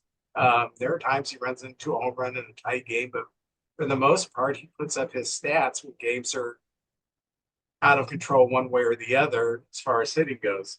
I have no problem with him defensively, but offensively, he's just one of those players who has a hard time coming through in the clutch. And so I got him down as B-. Rating him a little hard because we're paying him a lot of money. I think he should be a premier shortstop. And he's just, when I see runners in scoring position, Swanson comes up and like dropping my head. He's the guy on the team that I least, well, besides Shaw, that I least expect to get a hit with runners in scoring position. Third base, I've got a D-. This doesn't count Shaw's hot start since the All-Star break, but Shaw has been very good defensively, much better than I expected, but he's been awful on offense. His OPS is below 600. It isn't anymore. It's a little above 600. He needs to, for the rest of the year, be about 720 for his OPS. I'm not expecting a lot out of him. He's a rookie. We haven't had a third baseman who's had any consequence since Chris Bryant. In fact, we've had terrible third basemen. We've had Christopher Morel, who couldn't field, but he made up for it by not hitting.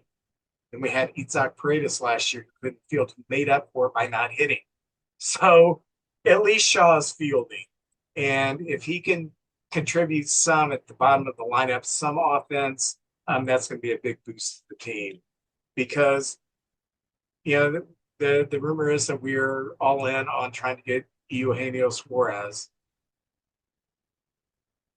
If Shaw continues to play like he has, he's not going to continue to bat over 500.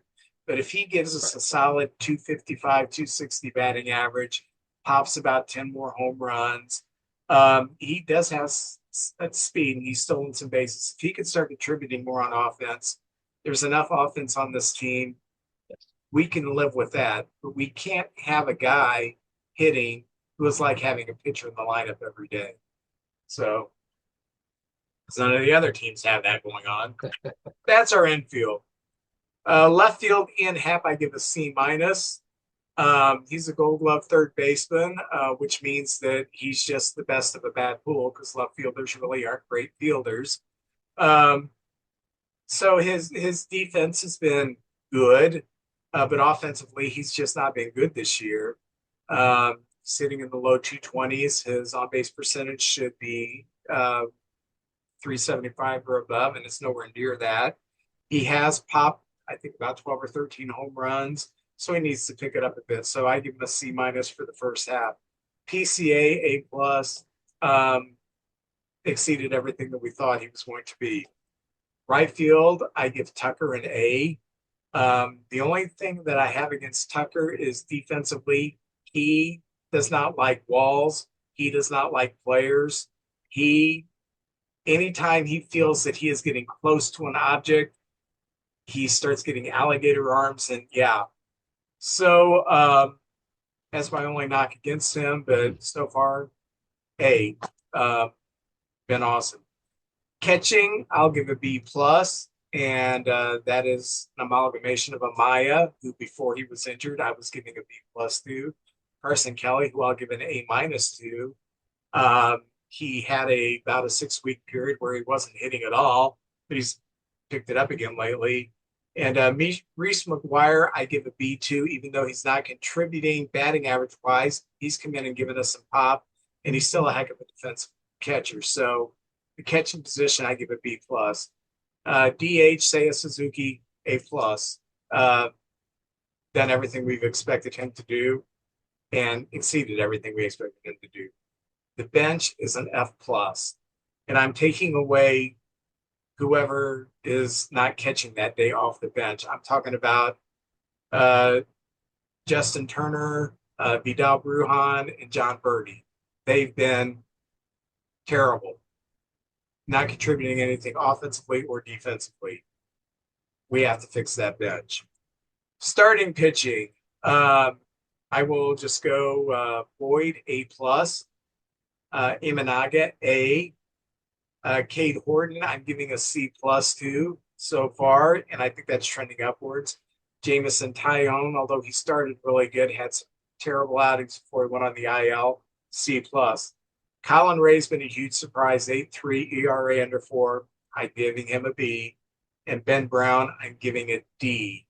If I was adding last night's game to it, that would be down to an F plus. But the D. Bullpen, giving an A minus. They've had a few hiccups here and there. But when the game unfolds the way it should, we get a lead.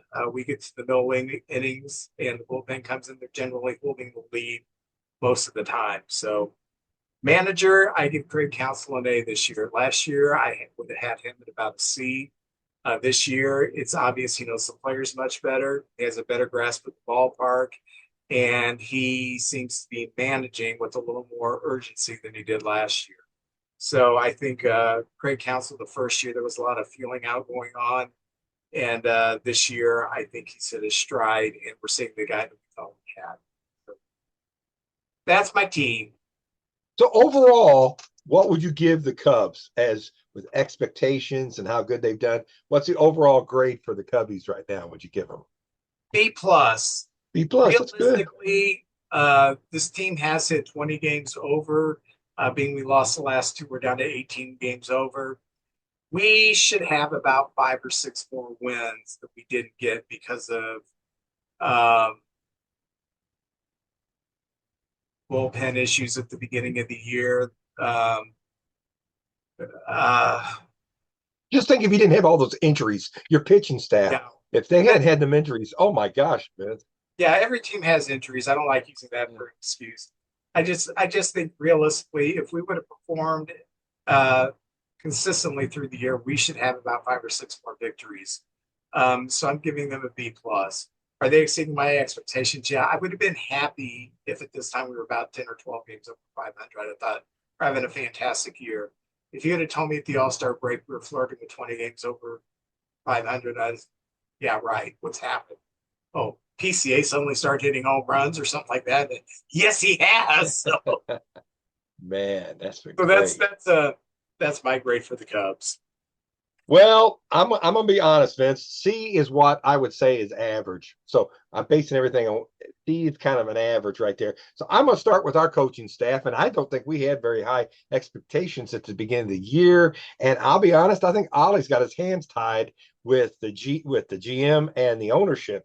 We want McCreevy in our pitching, our pitching staff, and because we owe these other guys some money, and I'll be honest with you, there's 2 guys in particular in our pitching staff that just doesn't have it anymore. And I think in the old days, if Whitey or Tony La Russa here, they'd be down the minors or pitching in the bullpen, and McCreevy would be in the starting rotation. So with everything, and I'm talking about Pop Warner at third and Stubby Clapp at first, and the hitting coach, I think he's done a good job. They're taking better approaches at the plate.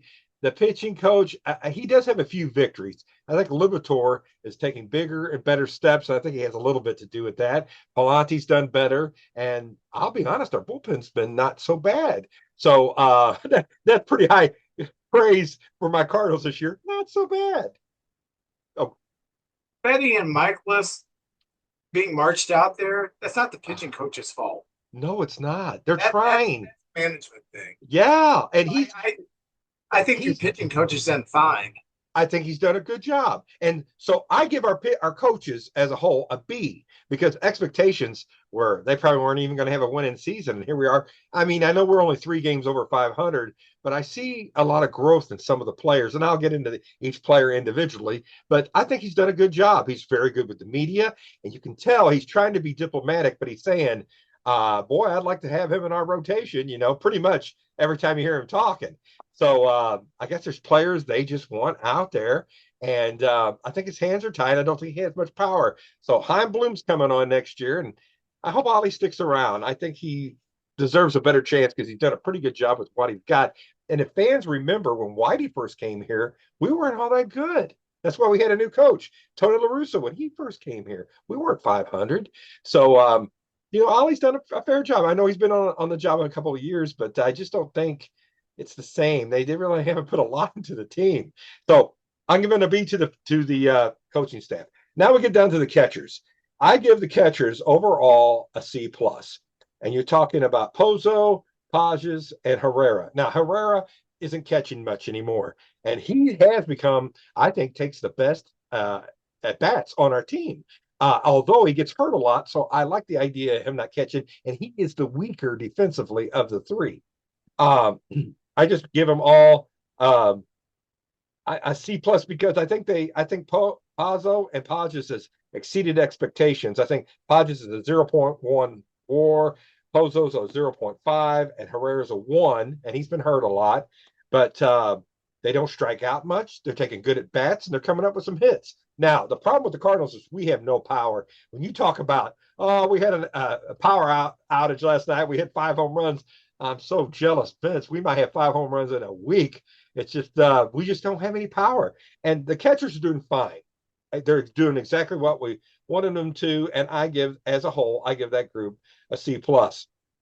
Contreras at first base, Vince, he has exceeded my expectations. I think he is the captain of the team, him and Arenado, and he's very vocal. And he said at the post game last night that McCreevy, if it's up to me, he'd be in the rotation right now. And he's putting it out there, and good for him. I mean, everybody's got such reverence for him because he's succeeded. He's a world champion. He goes out there and busts his butt. He's very vocal. He gets into it with the other teams. I love that guy. And playing defense at first base, he's been fantastic. I guess I thought he'd just be average, but he's been way above average, doing a heck of a job. I give him a B minus. I'm grading him because, this year he's leading the team in home runs. He's got 57 RBIs, but nobody on the team's hitting home runs this year. I think he strikes out. Well, for my liking, he's 32 walks, 100 strikeouts, but he is hitting 256. That's fine by me. But anyway, B minus Contreras, and I think he's one of the best players on the team. Second base, I got three guys that's predominantly played second base, and Donovan, I give a B plus. And the thing, I think Donovan is the MVP on our team. He's got a 2.6 WAR. He's hit 293. He doesn't strike out much, Vince. He puts the ball in play. He hustles. He plays multiple positions. He's played left field and second base, plays wherever they ask him to. And just been fantastic. Sajati, Sajati's only 23 years old. That's young. His WAR is minus 0.2. I give a D minus. He's young and he makes young player mistakes. When he gets in a slump, he sticks to that slump for a while. I don't think he's going to be a big home run hitter, but I could see him being a hitter like Donovan eventually. But right now, he's just been filling in and playing every once in a while. But I got big expectations for him. He's only 23 years old. Gorman, Vince, he just gets in hot streaks.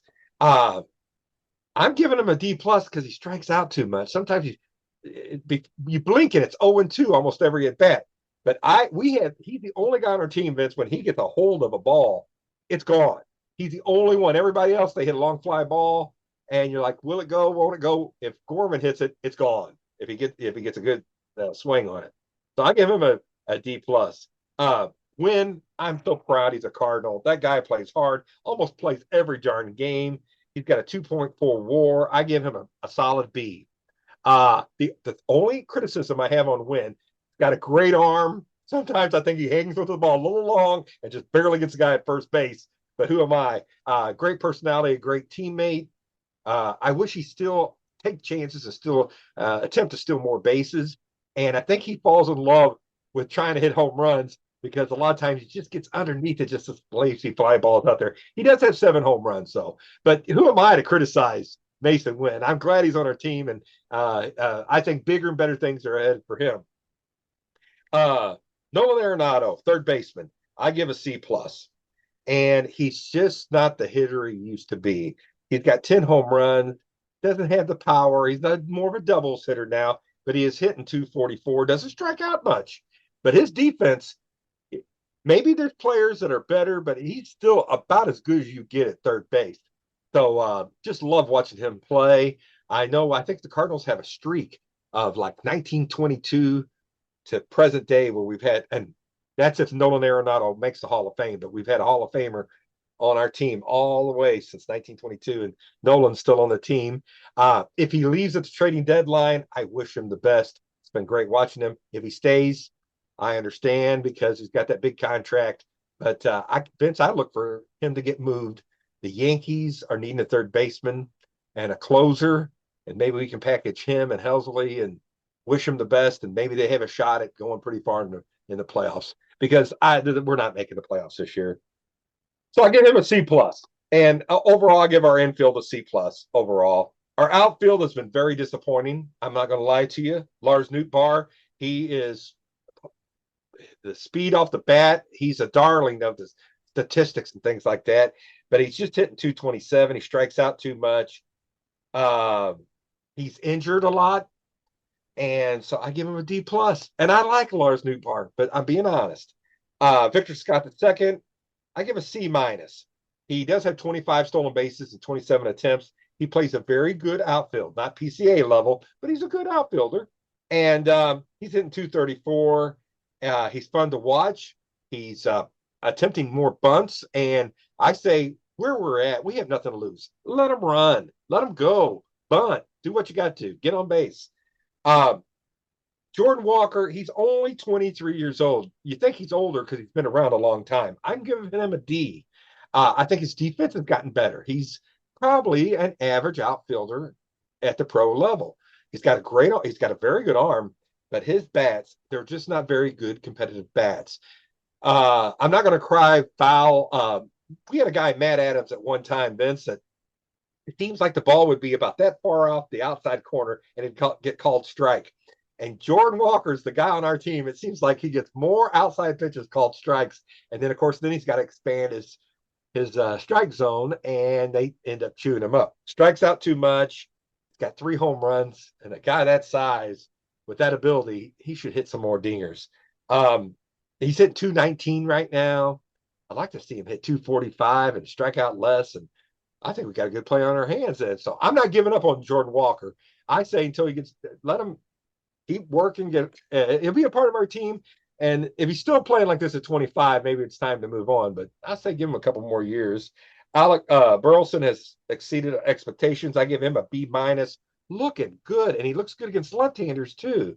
Playing a decent outfield. He's made some good plays this year. Hitting 289, doesn't strike out much. 12 home runs, 44 RBIs. I know compared to other players, that's not great, but on our team, that's pretty darn good. And I think you can build a good team around a player like that. So our outfield, I give a C minus, below average. We've got some young players coming, so some decisions are going to have to be made. I wouldn't be surprised if Lars Nootbaar gets moved. I don't know if anybody would be really interested in him, but he's good defensively, and he's a good teammate. And I know he's got some friends over with the Dodgers. So, we'll see what happens there. Pitching staff, Vince, this is a sad part of our team. This is the weakest part of our team. Sonny Gray had pitched about as good as we thought Sonny would. He's 9-4. The ZRA is 404, and we have a good defense. He's the one guy on the team that gets some strikeouts, 111 innings with 103 strikeouts. 123 strikeouts. He's 35 years old. I think he's the ace of the staff by far, and I give him a B. Then everything's downhill after this. Palante, 5-6, 4.71 ERA. He walks too many and doesn't strike out enough people. He always seems to have that bad inning, and I just don't think he's got the confidence to come back from it too much. He's a D plus. I do think he's getting better and better. He has some bad games. I mean, all pitchers have a few bad games, but Palante's just it's seeing him in there. If he gets through 4 innings, it's time to get the bullpen warmed up, it seems like. Let's say Liberatore, 6-7 with a 4.13 ERA. Let's see, 100 innings. He's about to get to where his max innings he's ever thrown. He's still a very young player. He's 25 years old. I'm giving him a C minus. He's been overall more consistent, and he's had a pretty darn good year. Probably on most teams he'd be a number 4, but on the Cardinals he's our number 2. So C minus. Fetty, 32 years old. He's 3-9 with a 4.83. And Vince, there's nothing I can do to brighten this, put any sunshine on this. He's 46 walks, 58 strikeouts, and I give him an F. When he goes out there, it's just like, oh my gosh. And I don't know, he doesn't seem like he's got fire or anything. He just gets rocked, and he's pitching tonight. So I said to Brody, well, we better get the bullpen warmed up.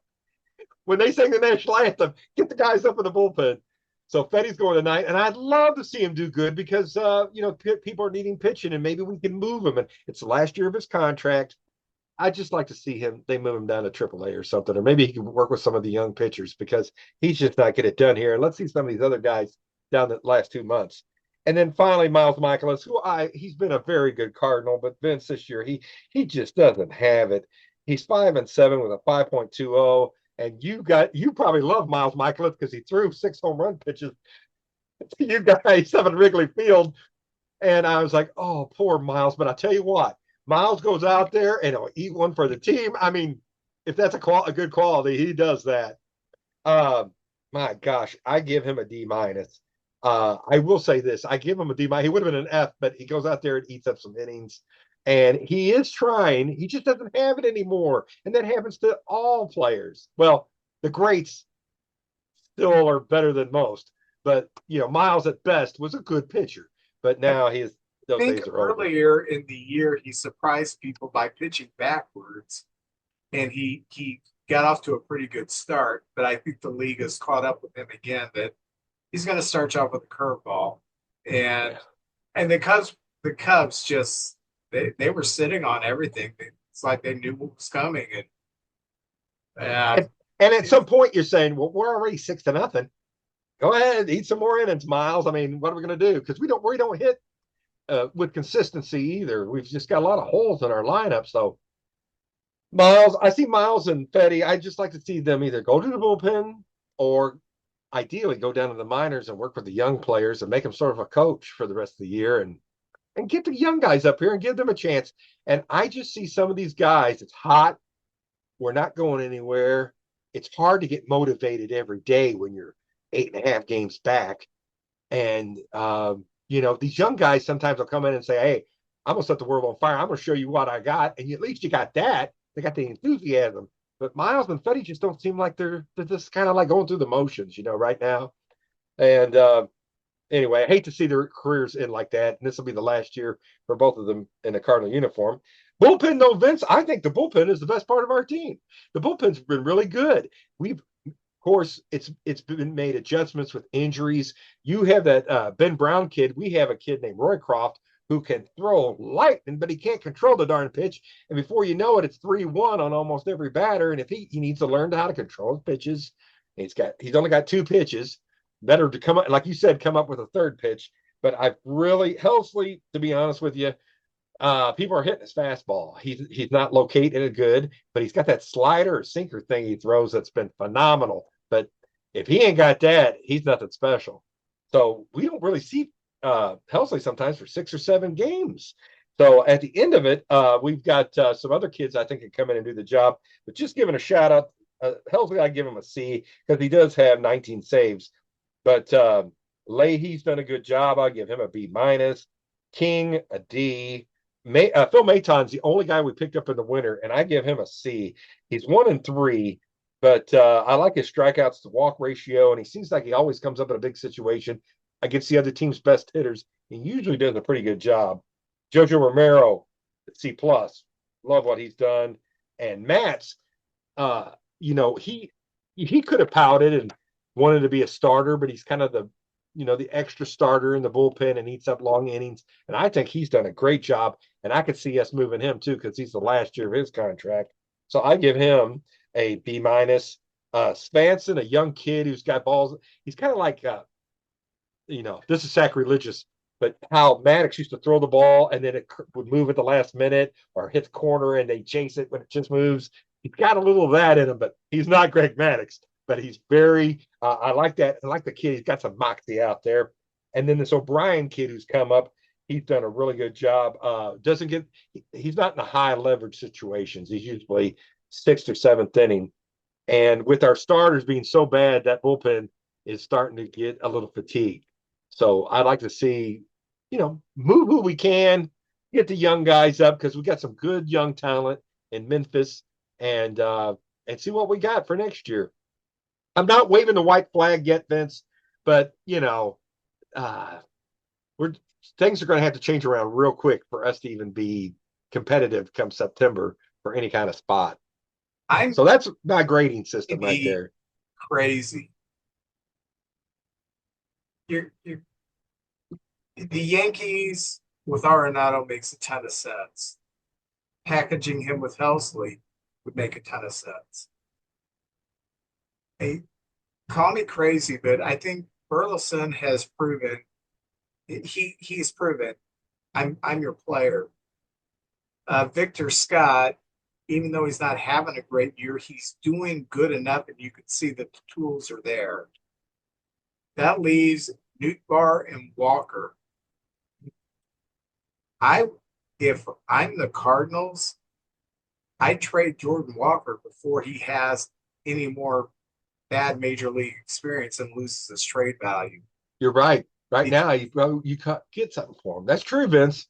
He has improved a lot because last year Kathy and I were sitting in right field bleachers and he was playing and he played a ball into a triple that should have been a double at the most, and he just looked lost out there. He has really improved as a fielder, and he's got the arm of a right fielder. Yes, he does. But hitting it, I see him kind of in the Ben Brown mode. You're getting to a point with him, and I think Ben Brown has crossed that where people are saying, I don't care what kind of tools, raw tools he has, I'm not going to take a chance that he could put it together. So I think if it's me, you've done enough to kind of start loosening up this log jam for the last few years in the outfield. And I think if you get rid of Walker and can get something out of him, you've got Burleson and right, you've got Scott in center, and then there's room and left for a new bar if he rebounds, and he's been hurt and having a poor year. But I do think that he has proven he's a major league player where Walker has not proven that yet. And then if you've got some guys, outfielders that are ready to take the next step up, it's not adding to a log jam. So I think it makes perfect sense for the Cardinals to trade Walker and not Newtbar, because I think Newtbar has proven when healthy, I'm a major league player, whereas Walker has proven I can't hit this pitching. But you said it dead on the point. When you are that big, you should run into some accidental home runs.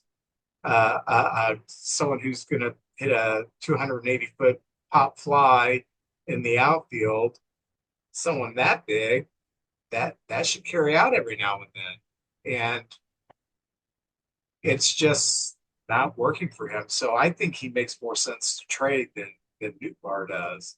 I would hate to see the Cardinals trade Newtbar and he gets healthy and he gets hot. Hey, I've always been this player. I had a bad year last year due to some injuries. I'd rather see the Cardinals give up on Walker and take the loss there and try to get something for him and see if Newtbar, because how old is Newtbar? He's not even 30, is he? Oh, no. Lars is 27. Yeah. And he's just prime years. So I just think that makes more sense. He's a great teammate. He's fun. He hustles.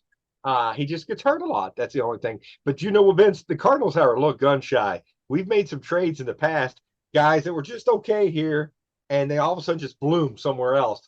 And then, of course, the Cardinals, they're getting screwed every time. They don't know what they're doing. So Rosarina was one of those players. I know he went down to Tampa Bay and became like an all-star player down there. Yeah, I mean, everybody gets bitten in trades every now and then. I'm just saying, if I'm looking at it logically, Walker's the guy I trade. Yeah, if we could get a pitcher, oh yeah, that'd be nice. Heck yeah. Well, JJ, I have the 1988 score. Ooh. Photo quality. Hey. Not going to be hand drawn. Yeah, not hand drawn. This is photo quality. Well, Vince, I've got something on. I found this. I bought it a long time ago. It's Topps 1989 Gallery of Champions. Ooh, look at that. Wow. Hey, how about that? So I was going to show that off tonight. It's a very unusual take on baseball cards, I will say. And I have a little story behind this. So if you want to go first, I'll finish up with that. I'll go first because I'm doing what I just do every week. How many Hall of Famers? I'm going with one. All right, I'll go two then. I'll be good. Okay. Uh, this packaging off. Former pitcher for the Blue Jays, John Cerruti. I don't know. Former center fielder for the Royals and also had played his last year with the Cubs, Willie Wilson. Oh yeah, Willie Wilson, Speed Demon. 600 and some stolen bases. I didn't know that. Ooh, former Rookie of the Year, one of the great hitters from the 80s for the then California Angels, Wally Joyner. Oh, Wally's World. Yeah, went out to Kansas City after that. Oh, I think this guy was the last rookie in the National League to win 20 games. Tom Browning for the Reds. Ah, Browning. Former infielder for the Yankees. I think he only played for the Yankees. Bobby Meacham. I remember Bobby Meacham. Didn't his dad play baseball too? I think that was familiar. Former catcher and former, I think, president announcer, and I think he also managed at one time, Bob Brinley. Oh yeah, yeah. Color for the Cubs for a year or two. Great games in baseball. Hologram. Jackie Robinson breaks the color barrier. Hey. Oh, very good player. We've raved about him before. Second baseman, had a long career and was always productive. Tony Phillips. Yes. And for the A's there, most of his best years with the Tigers. Former Ranger third baseman, also played for the Cubs, Steve Michelle. Yes. He might have been an all-star one year. Yeah, he had his moments. Oh, former left-hander for the Red Sox and Astros, Mets, Joe Sambito. He had a few years that were really good. Oh yeah, I remember Astro for sure. Yeah. The guy from Chesterfield, Missouri, center fielder, all-star for the Pirates, also played with the Cardinals, Andrew Van Slyke. Van Slyke. Been down to Caledonia. Outfielder for the Royals, Len Matusek. I know John Matusek. I know John. Yeah. 5 for 1. First baseman for the Phillies. They gave up 5 players to get him. Vaughn Hayes. Vaughn Hayes. He was a decent player, but not 5 players. Good. This is spooky. All right. Pitcher, Jim Clancy. Ain't that weird? We mention a lot of players when we talk, but that's odd. This guy was a borderline Hall of Famer. Racked up a ton of saves for the Mets and for the Reds. John Franco. Very good player. Love John Franco. Oh, the side armor for the Royals and for the Braves and for the Phillies. Gene Garber. Oh, yeah. He turned all the way around. Yeah. Yeah. Pitcher for the Padres. Eric Nolte. I don't know him. Nick Nolte's son. Former pitcher for the Red Sox and the Mets, Bobby Ojeda. Bobby Ojeda. No Hall of Famers. Decent package, though.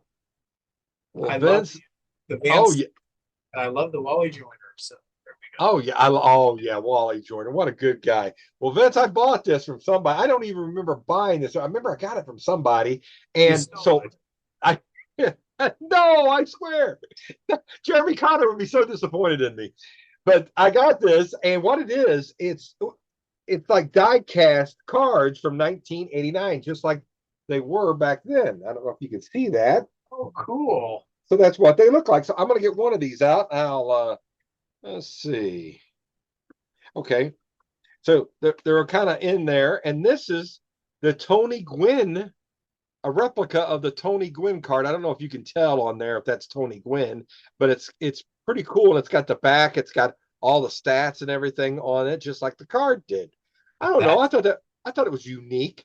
So last night, Brody and me were looking online. I said, Brody, and he goes, Dad, how much you think that is? And I said, I have no clue.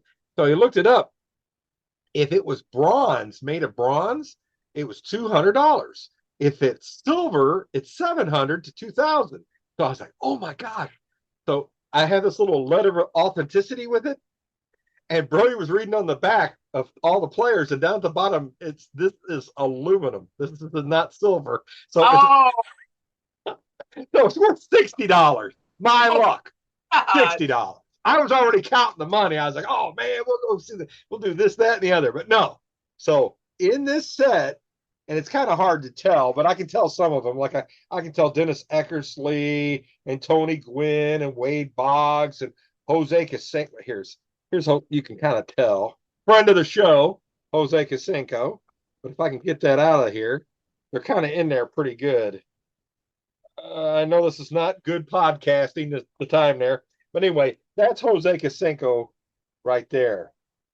So anyway, on the back, I will kind of read who's this set is a part of. Let's see. Wade Boggs, Tony Gwynn, Dennis Eckersley, John Franco, you named him a while ago, Kurt Gibson, Jesse Barfield, Frank Viola, Oral Hershiser, Chris Sabo, Walt Weiss, and finally Jose Canseco and Will Clark. So I'm going to try to get one of these out of here. They're kind of in there. Hall of Famers. Yeah. Wasn't that a great time to be a fan? No, 89. Yeah. That was such a good time. Where were you at in your life in 89? I was living in Kansas City. Oh, I you were was- at Kansas? I was going to seminary to learn how to be a holy man. You're a good man. You're a good man, Vince. You're a good man. Here's Chris Sabo. That's a name from the past. Spuds McKenzie, I think was his nickname, or Spuds. But there he is. 90 was the year the Reds won the World Series, wasn't it? Over the A's. Yeah. He became like a folk hero. Sabo was Rookie of the Year in kind of an upset. Do you know who got second in 89 in Rookie of the Year? Was it a Cub, Walton? Yeah. I thought it was. He had a great year his rookie year. It was Mark Grace. Oh, Grace was? Yeah. Oh, okay. And here's Dennis Eckersley. You can see the long hair on him right there. Heck, what a career that guy had. Anyway, I was showing it off because it was something different. You know, we usually just, open the cards and everything, but I found that and I said, shoot, I'll show that on the thing. I had that out in years, but it's worth $60. So I could go to maybe White Castle or something. Well, you stole it, so. Yeah, so it's all profit. Well, JJ, you have a good week. You too, sir. Good luck to your Cardinals. And your Cubs. Hopefully, next week when we get on here, we've got a few trades to announce. It's a trade deadline. It's coming up here. Trade deadline is it the 31st or August 1st? I thought it was 5 o'clock in the afternoon on the 31st. I thought that was it. All right. I thought that was it. By the way, August 1st, I will turn 59 years old. Happy birthday, Vince. Thank you. You're still a kid.